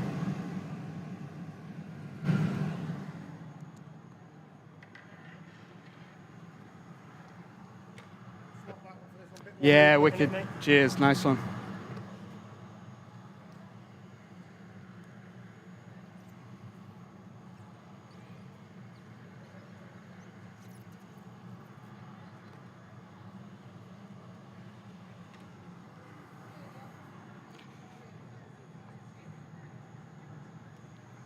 So it's a plaster mold. We've got on the inside of here, we've got it coated in graphite. So that's just like a resist that helps the glass come off without sticking.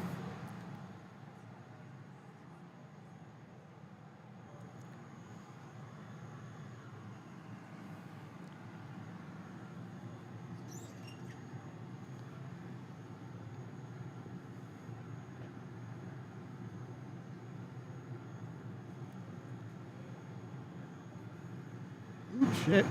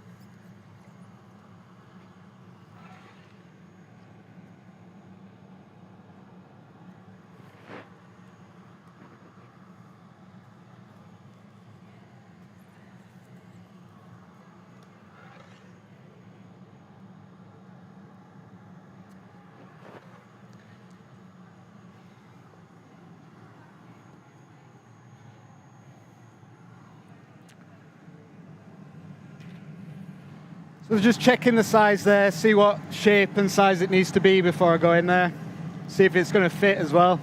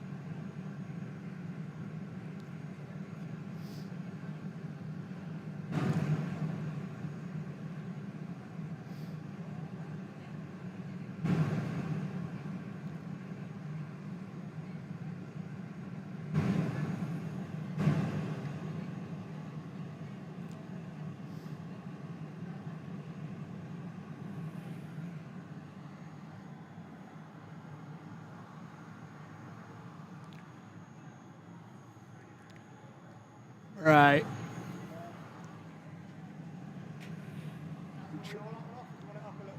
That's all right. First now. Yeah, it's fine. That'll be all right. Yeah.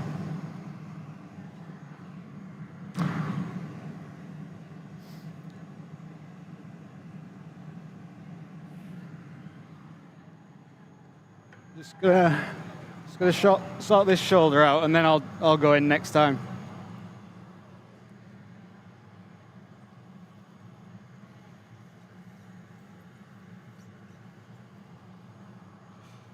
Right, sound.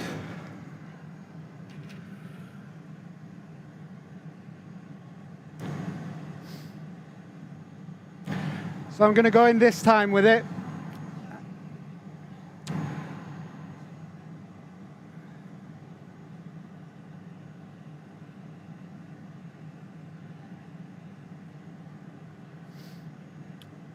It's a really small entry point on these ones, because they being kids' shoes, it's pretty much the size of a kid's ankle. So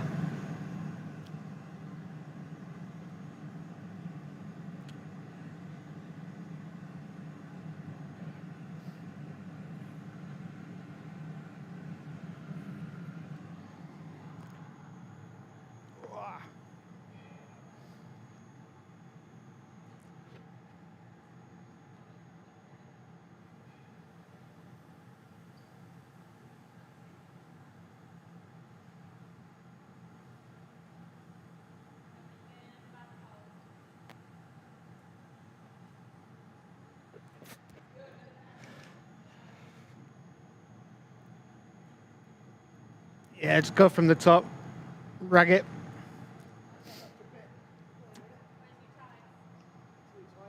Is it?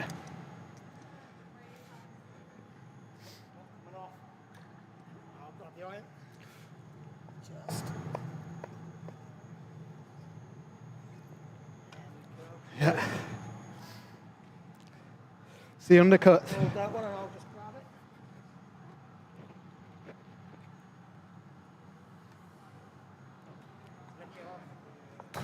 Yep.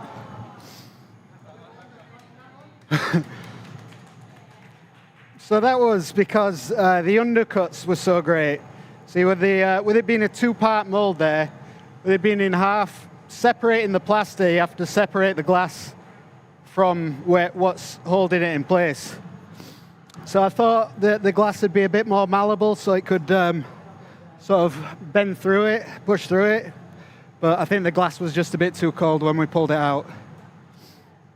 So we'll go again. First one's always a bit sketchy anyway.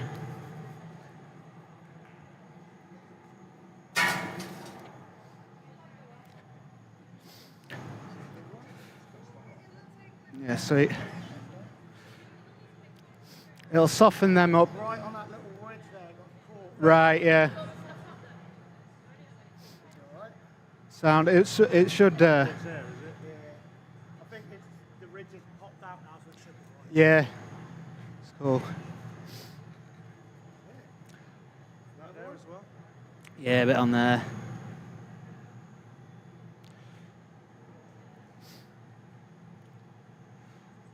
Yeah, I won't leave it in as long this time as well.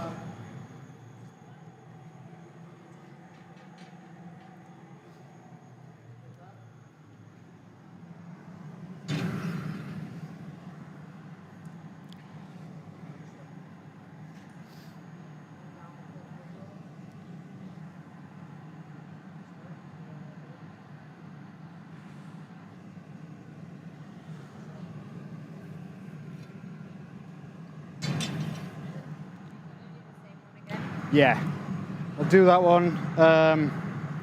Just try it a bit hotter as well because it's Come out a bit sooner. yeah, yeah. It's the undercuts, yeah. But I thought I'd get away with it with those. Yeah, you're kind of almost like opening and lifting off. Yeah. Yeah. Again.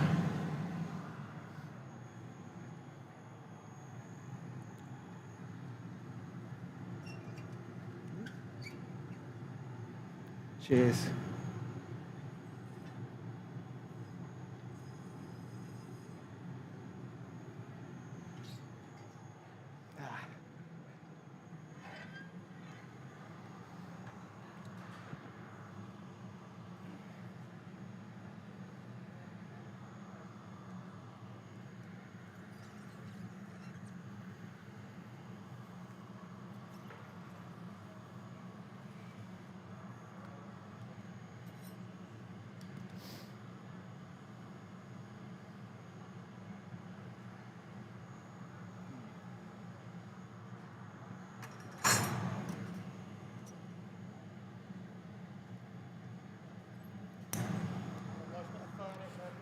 Was that a bit? Yeah.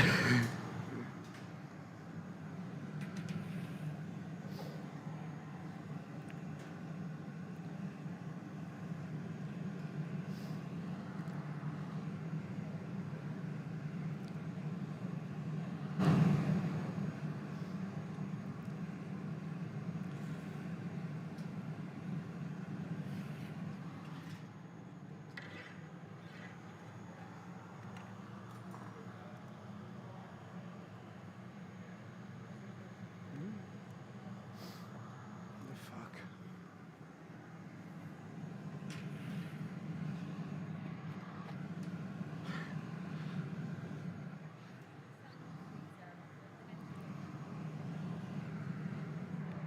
Look at this kid, this thing that we're not supposed to do on the map.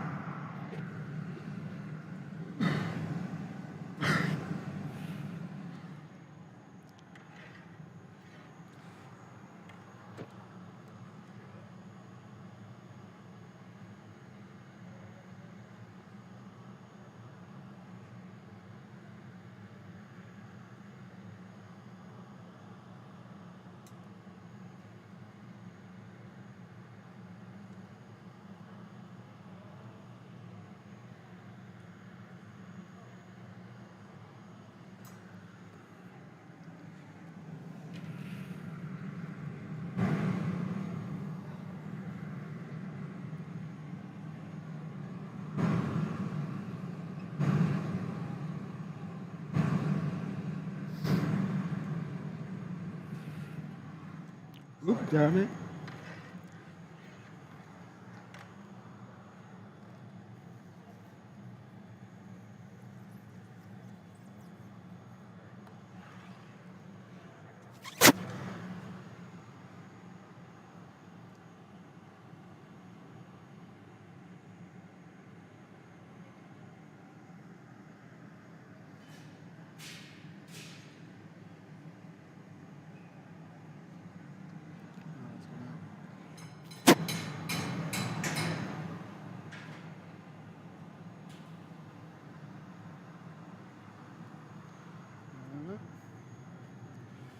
Good.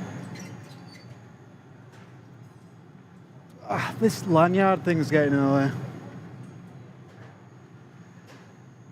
Right, cheers.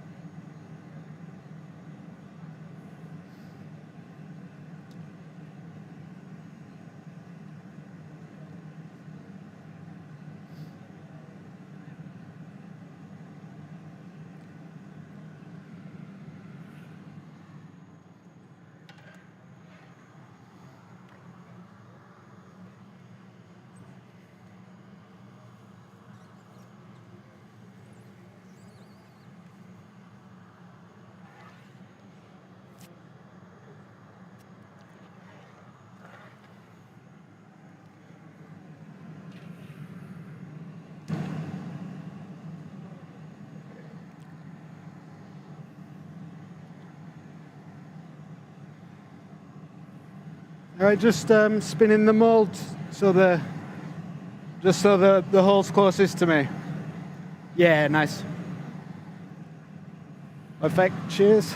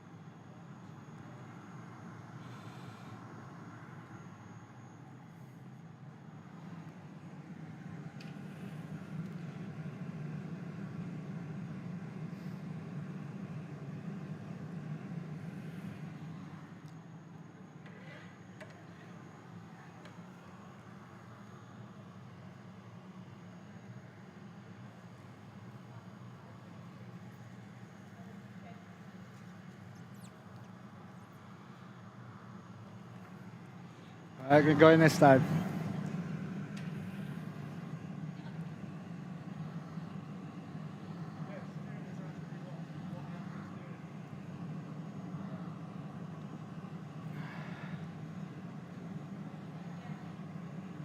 All right for this time, yeah? Sound.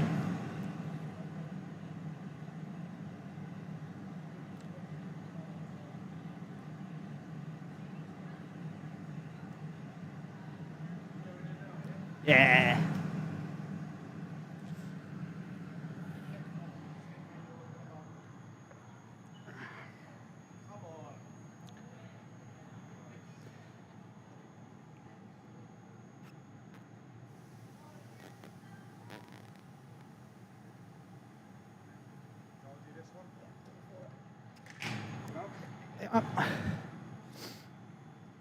There you go.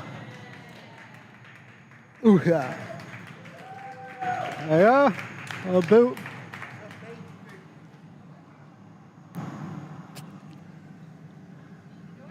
No, I'll be all right, I think.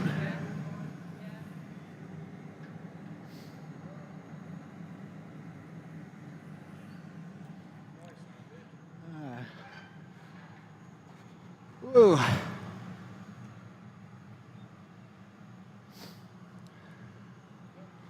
There you go. So you can see on the foot of the shoe what the problems really were with trying to get the mold open. Once the glass gets into those little gaps, you know. There we go. You can see some of the stitching detail and things like that it's picked up. All right. Just give it a flash and put it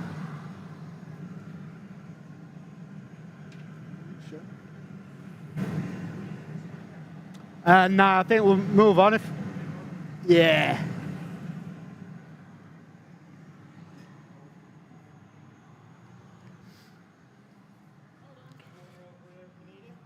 Yeah.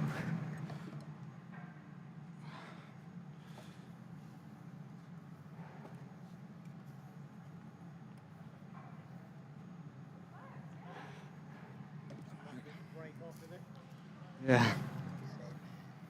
All right.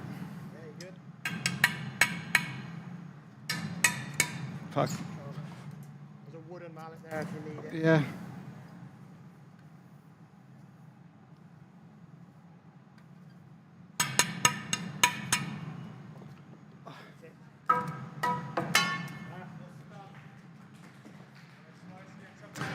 Ah, cheers, mate. Nice one. Right.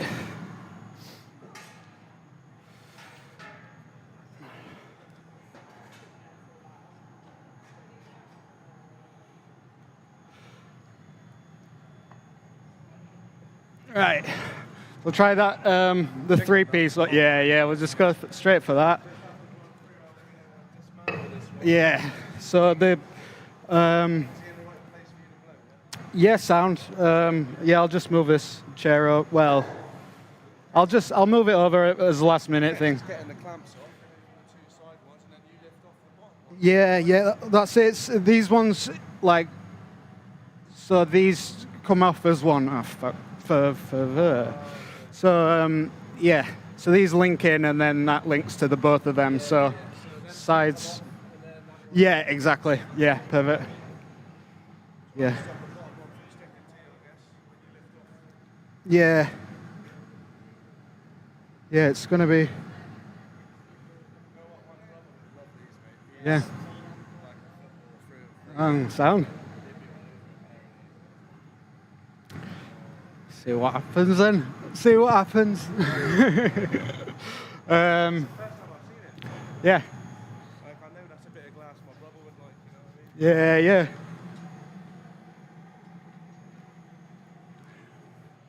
Right. I mean, get yourself if you wanna take it apart and put it together again or whatever. Or we'll just go for it for the first one, then see what happens with it. Do you want me to try it now? If you want, I mean, it's all set up, so let's leave it like that. Yeah, well. Yeah.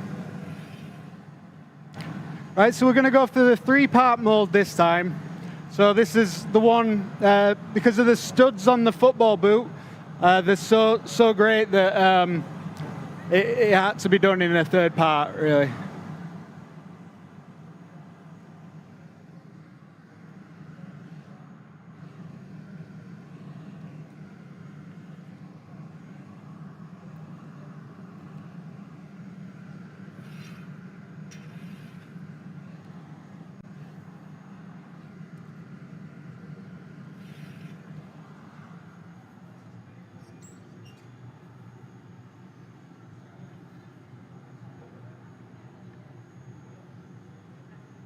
Cheers. Thank you.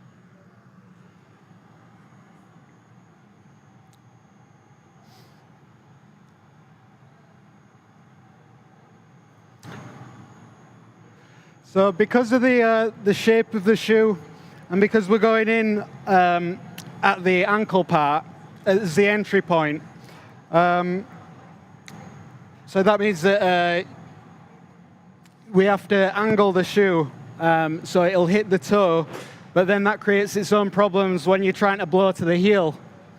So you're going to end up with slightly thinner and thicker bits any way that you do it. There's that.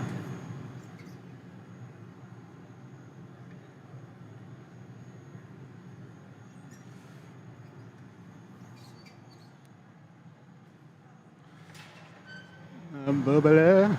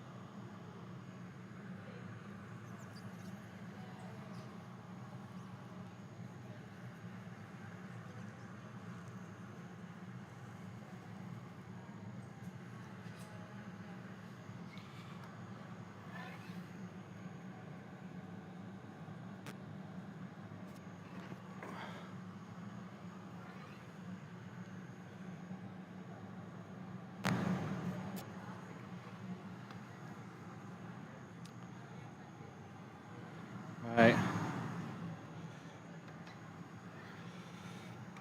Just going to put another small gather on it.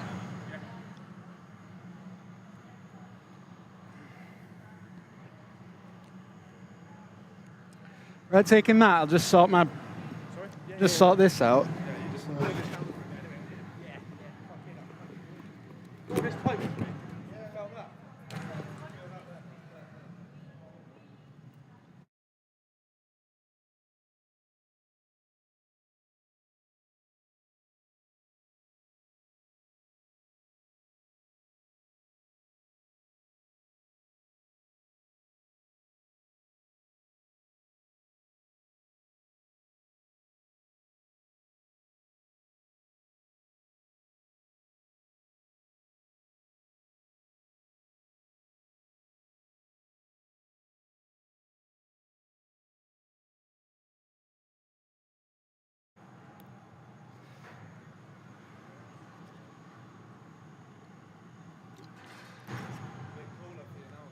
Yeah, nice one.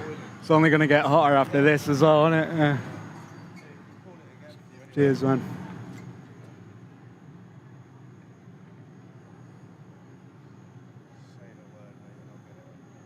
All right, mate.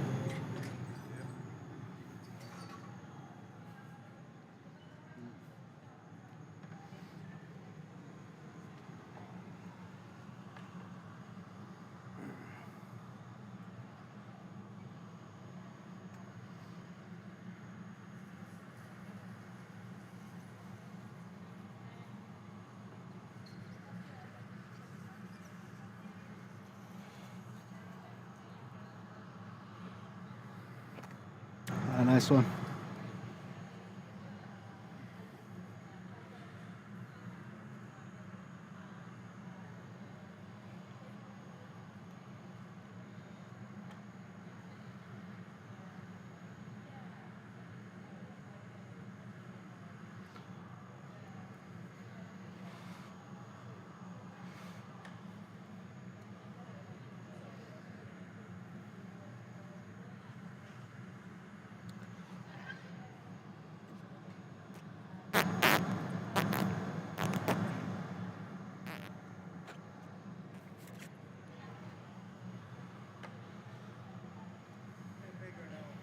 You are?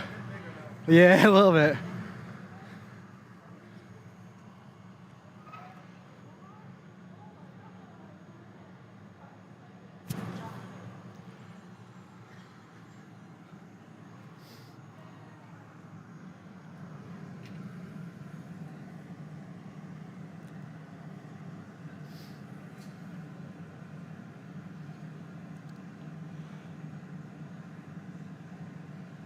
Yeah, bit too much glass. Yeah, I'll just try and get it.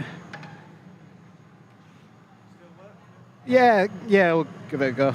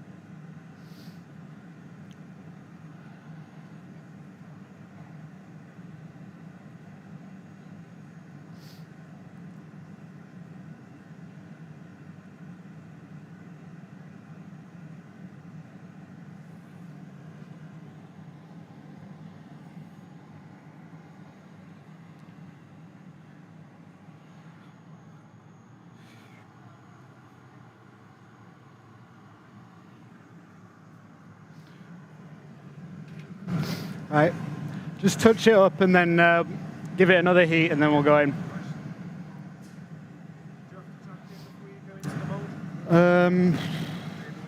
Nah, just normally probably could do with it on this one because of how it cut off the overblow. Like, How do you find it come off normally? yeah, just a bit of hassle. But,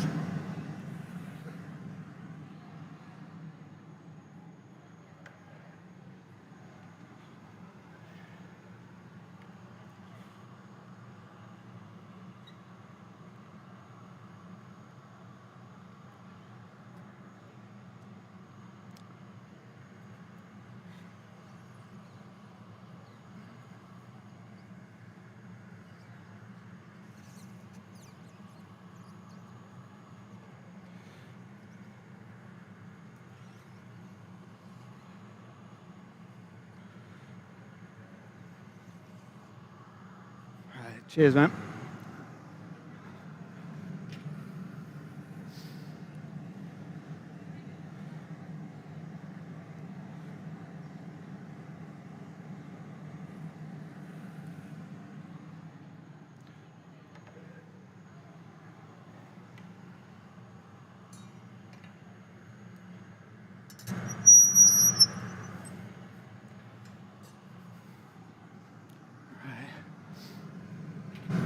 We're just losing on a losing battle with this, so I'm just going to dump this. You're going to start again? Yeah.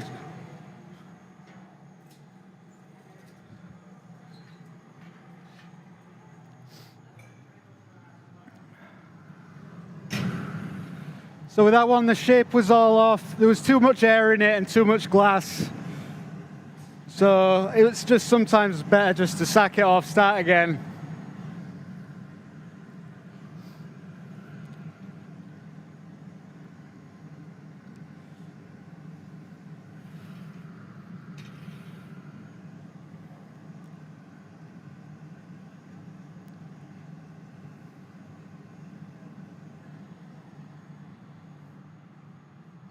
Found it.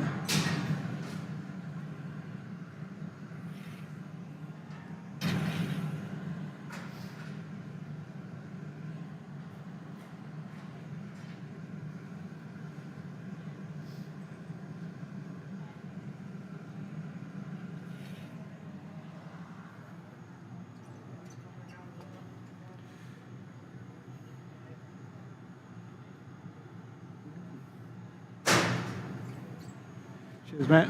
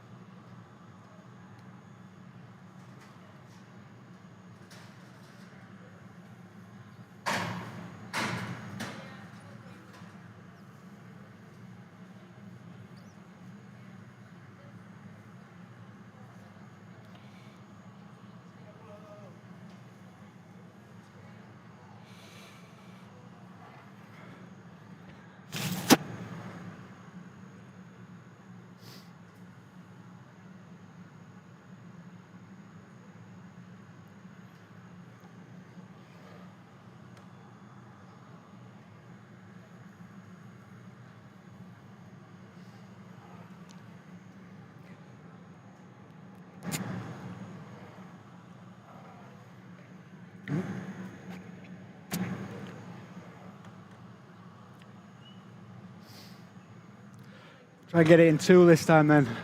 No, I'll try and get it in two gathers this time instead of just messing around with. Yeah.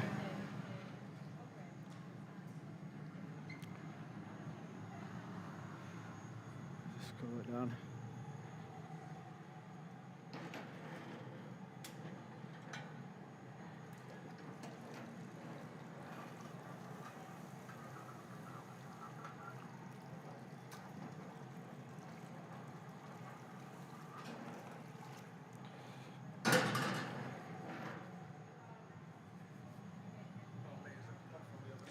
Oh, is it?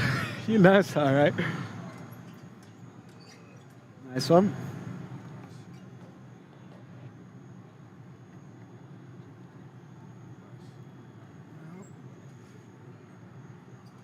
Okay. No, that'd be all right. Thanks. Yeah, cheers.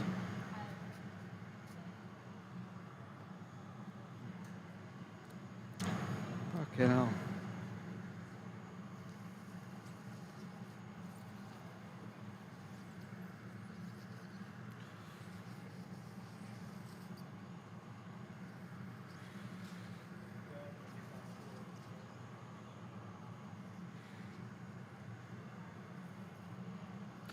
Absolute night, but.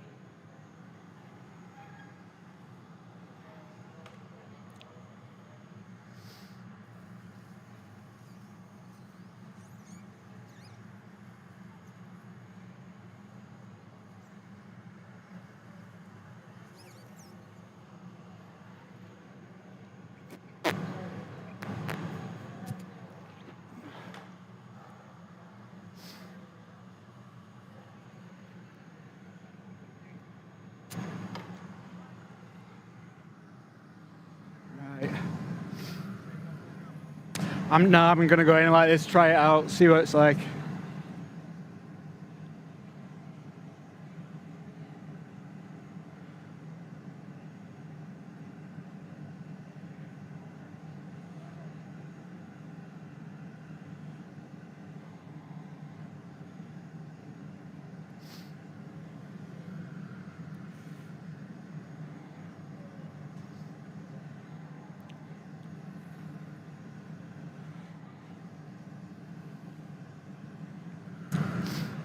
So Nathan, if you could jack it while it's on the in the mold, just on the top. Of course. When are you going in a sec? Yeah, I'll just touch it up and then.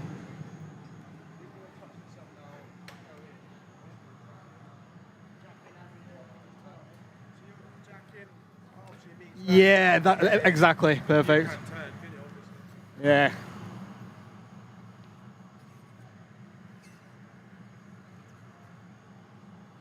there enough clamps on that holding it in yet? Don't know. That's pretty up here. Yeah. Three clamps. Does that sound? Yeah, there's 2 on it, isn't there? But Back on. yeah, actually, yeah. Yeah, please, mate.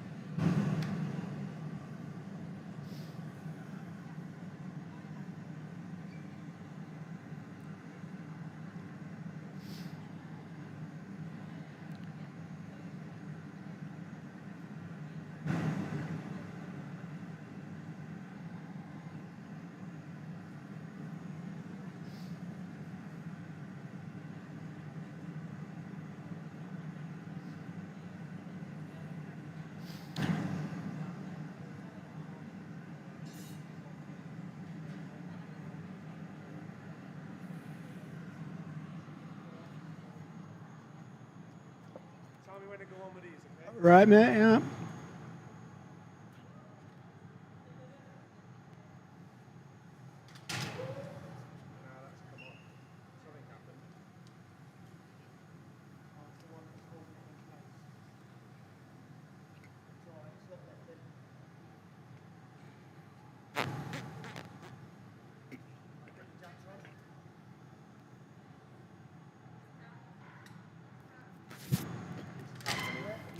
Yeah, that's it, mate.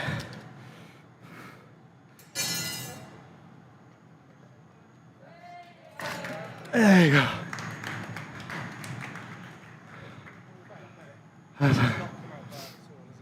There you go. It's an umbrella boot. There you go, guys. Ah, cheers, mate.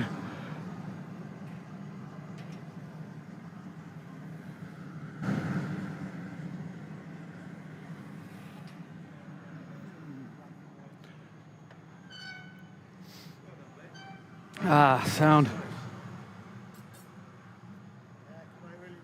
Yeah, it's not so bad.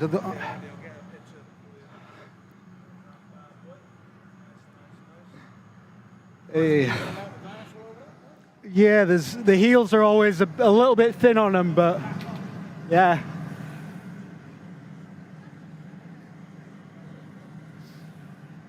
Oh, yeah. Yeah. Cheers, mate.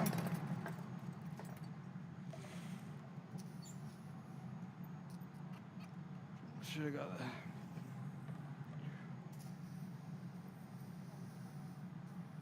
It might come off even at the heel, like. Yeah, it should be. Still a bit hot. Have you got a file? Yeah, big battery here. Let's use that bad boy.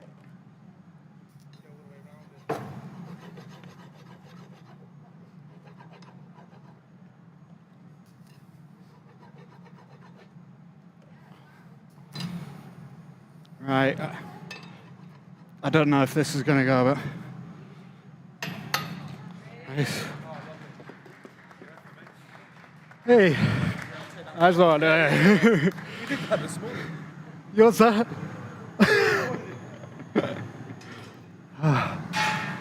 Right. Wicked. Do another one of them. Yeah. Same one again. Yeah, mate. Nice. I'll get it all sorted.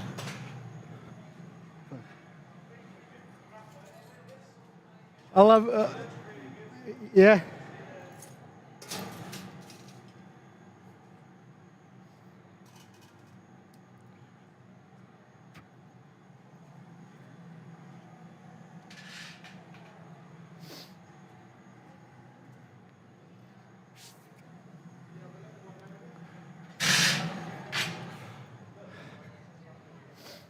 Oh, nice. Yeah, perfect. You haven't been. Right, wicked. Which was the.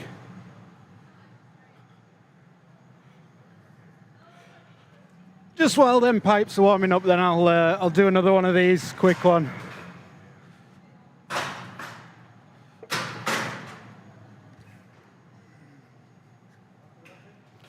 Perfect, mate. Yeah, wicked. And then I'll.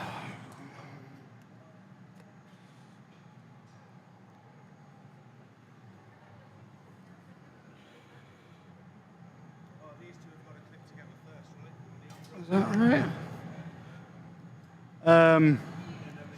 Yeah, yeah. So, well done with keeping it together as well. That was a bit of panic stations, wasn't it, last time? I think that there was enough weight for it not to lift up anyway. Right, right. Yeah, it was the one holding it from there to there, sort of like holding it down and popped off. That's it. Might try and put it across all. Clamp them both. Yeah. Should be alright, shouldn't it? They're just a bit uneven. This one from here for a minute. Yeah. Well, just waiting for the iron to heat up, so I'll just do one of these little ones. Yeah. Sound.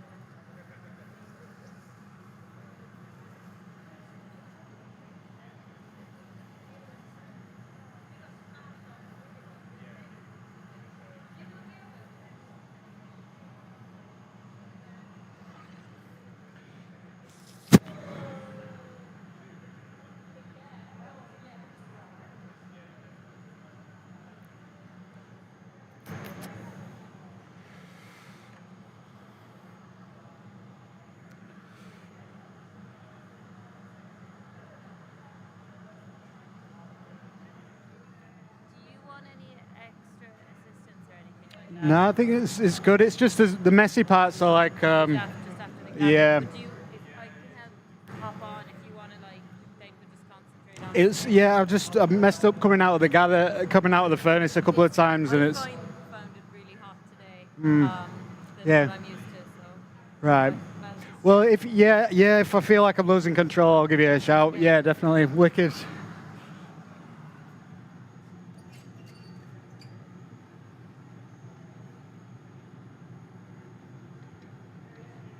Cheers.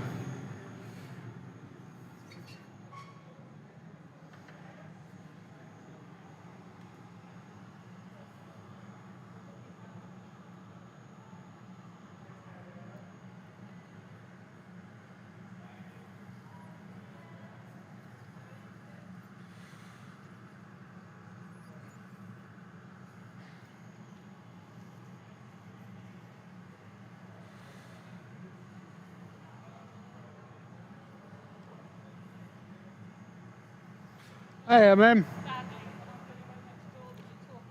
Oh, yeah. Just until this evening. Yeah. I know, I'm leaving by coach as well. A lot of hours. Yeah, yeah. Well, no, I know what I'm in for this time. Yeah, good, thanks. Yeah. After the first hour, anyway.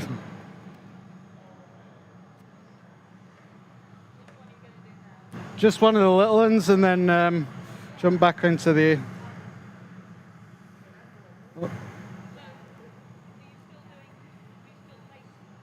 Yeah, yeah. So they'll be all.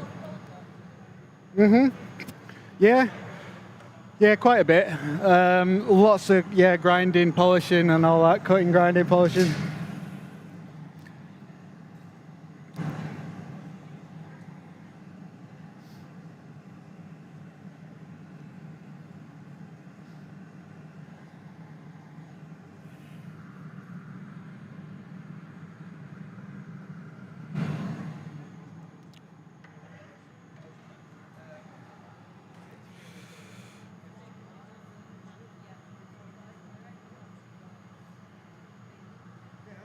Yeah. Oh, have you? Yeah. Oh, that's sound. Ah, sweet. I'll just do a. Oops, shit. Yeah, it is, yeah. Sorry, man. Get you. Usually it's really smooth. It's like Yeah.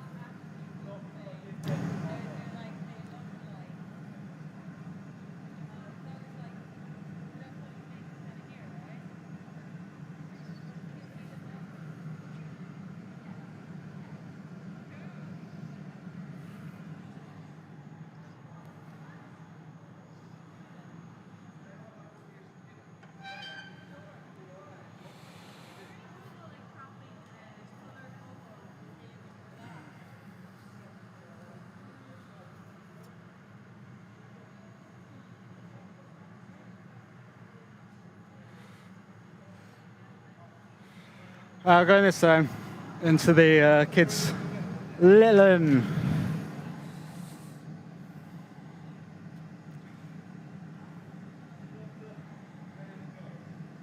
So this one might be tricky again, like, yeah, yeah.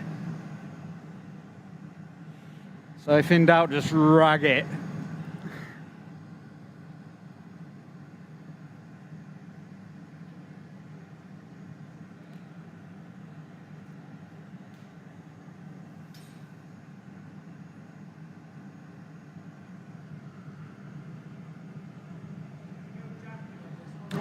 You can jack, yeah, a little light jacking just while, yeah.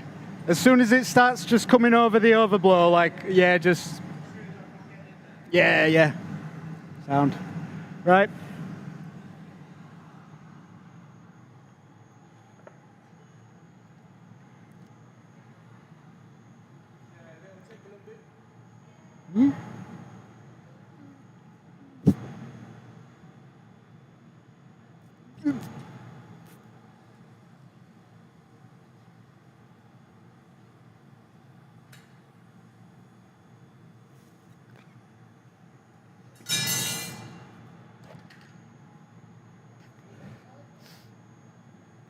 Ah, that was easier, yeah. Sound.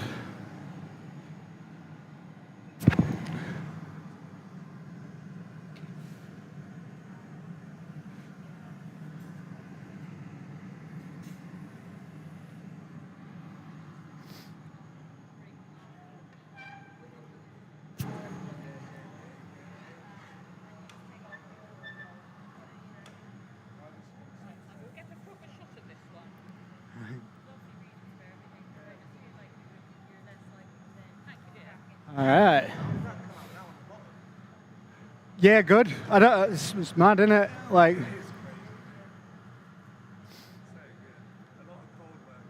Yeah. Last that.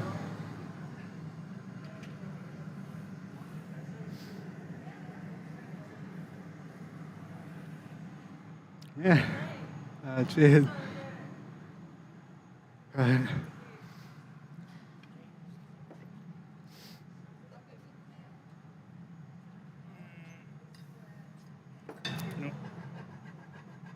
Put this one at the top.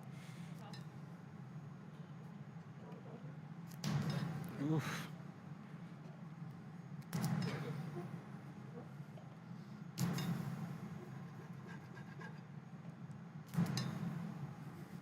All right. Hey. Cheers, mate. Nice one.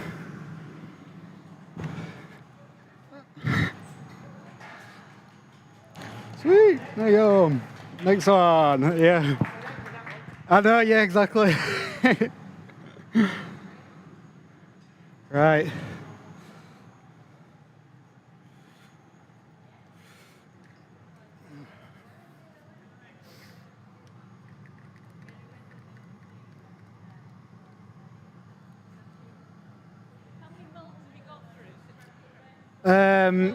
Since, I don't know, probably about 8 or something.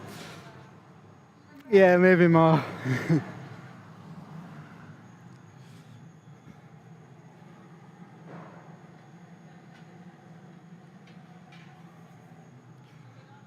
Oh.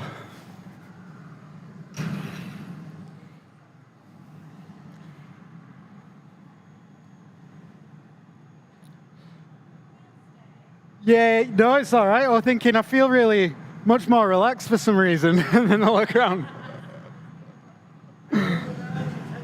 Yeah, exactly. I'll be bashing out. There'll be about 15. Is it? I don't know. I hope. Yeah. It's still on camera. So.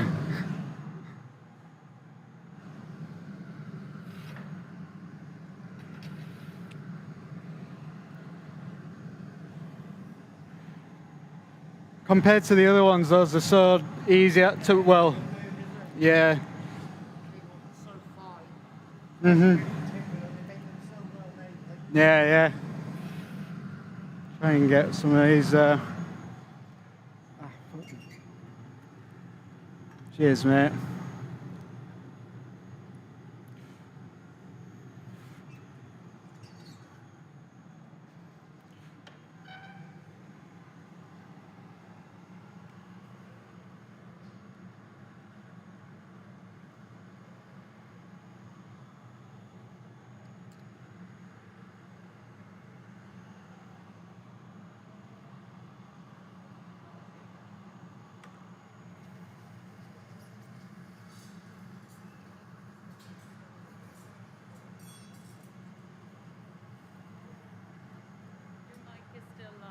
Okay, okay. Great stuff. Glad I didn't go too relaxed then.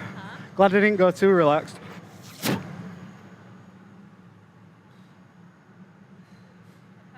3 swear words. Really? Yeah. Oh man! I tried so hard. Old habits, Yeah, I caught myself doing it once though. There's like 30 seconds between. And You what?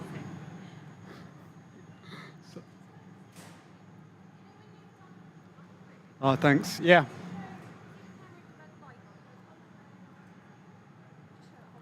Right. Okay. So those are yeah. Yeah. Ah, right. I was with these guys, like trying to get it in.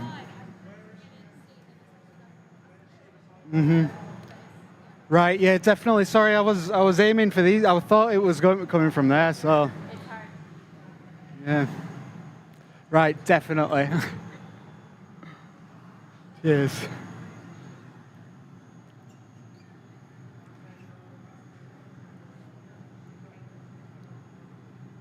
Sorry about the swear words, everybody.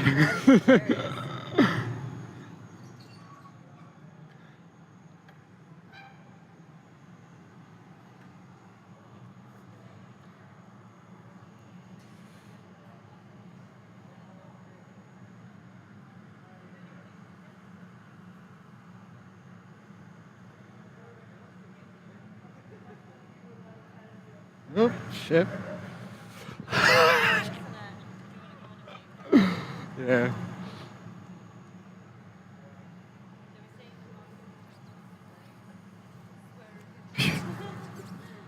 I can't help it.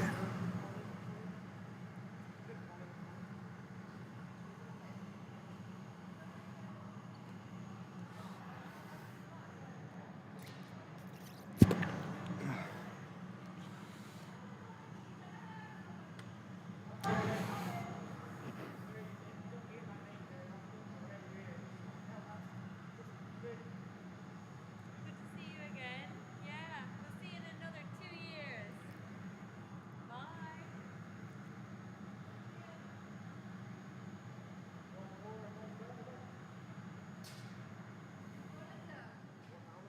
Huh? One more done.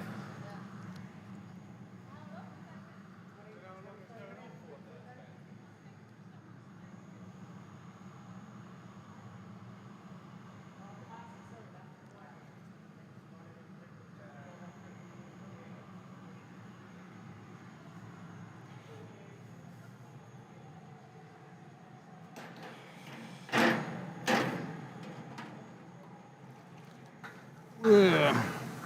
No, it'd be all right. Used to doing these. Yeah. Yeah. Just yeah. Doing that. There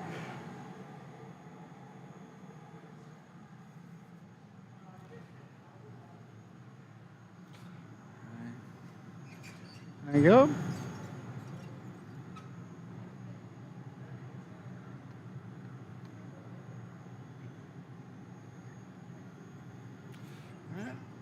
Thanks.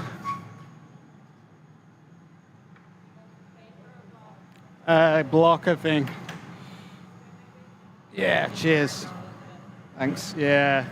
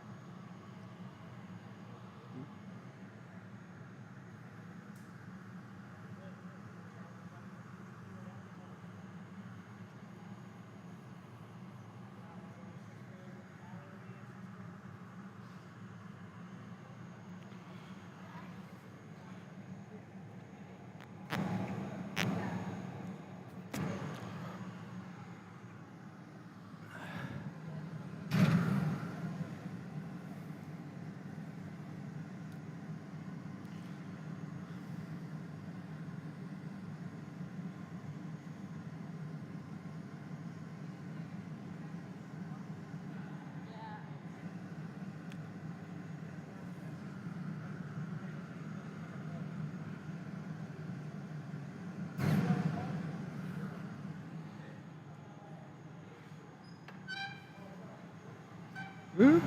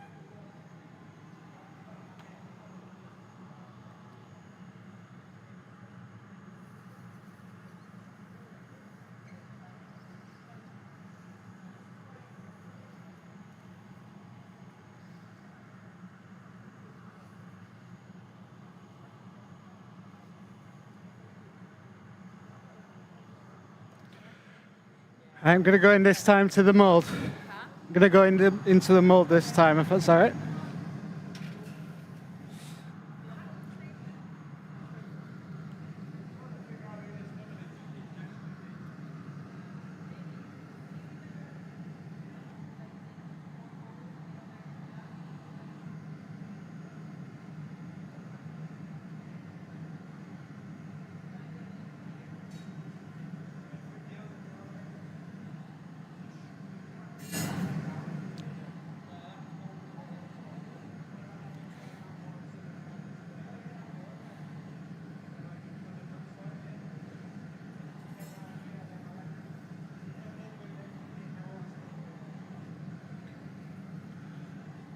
You good? All right, cool.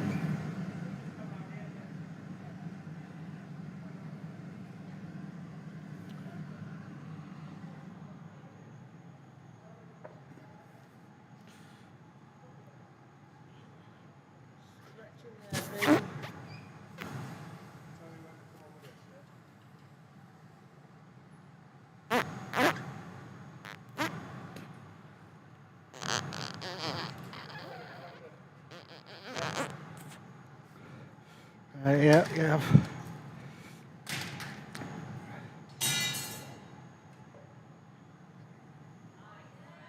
Yeah. That one come out a bit better. Yeah, it's a lot hotter as well. So you got better detail on top. Yeah. With the tongue in there. Yeah. Not bad. Cheers, man.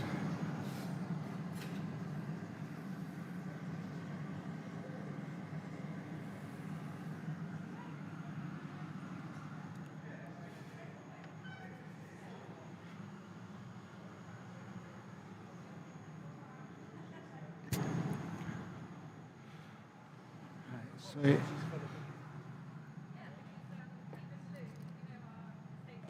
Oh, it's gonna.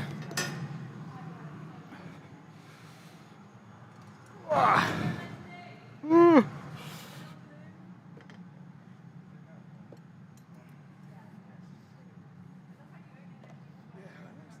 Down here talking like metal ball.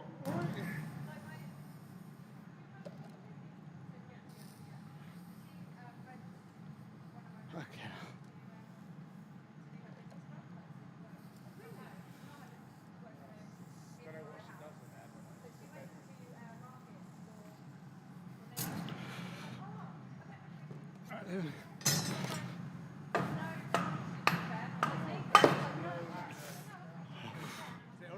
I think so, is that?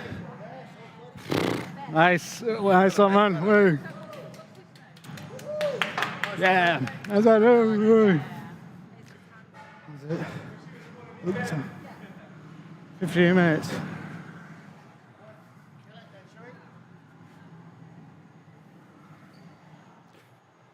Hey, right?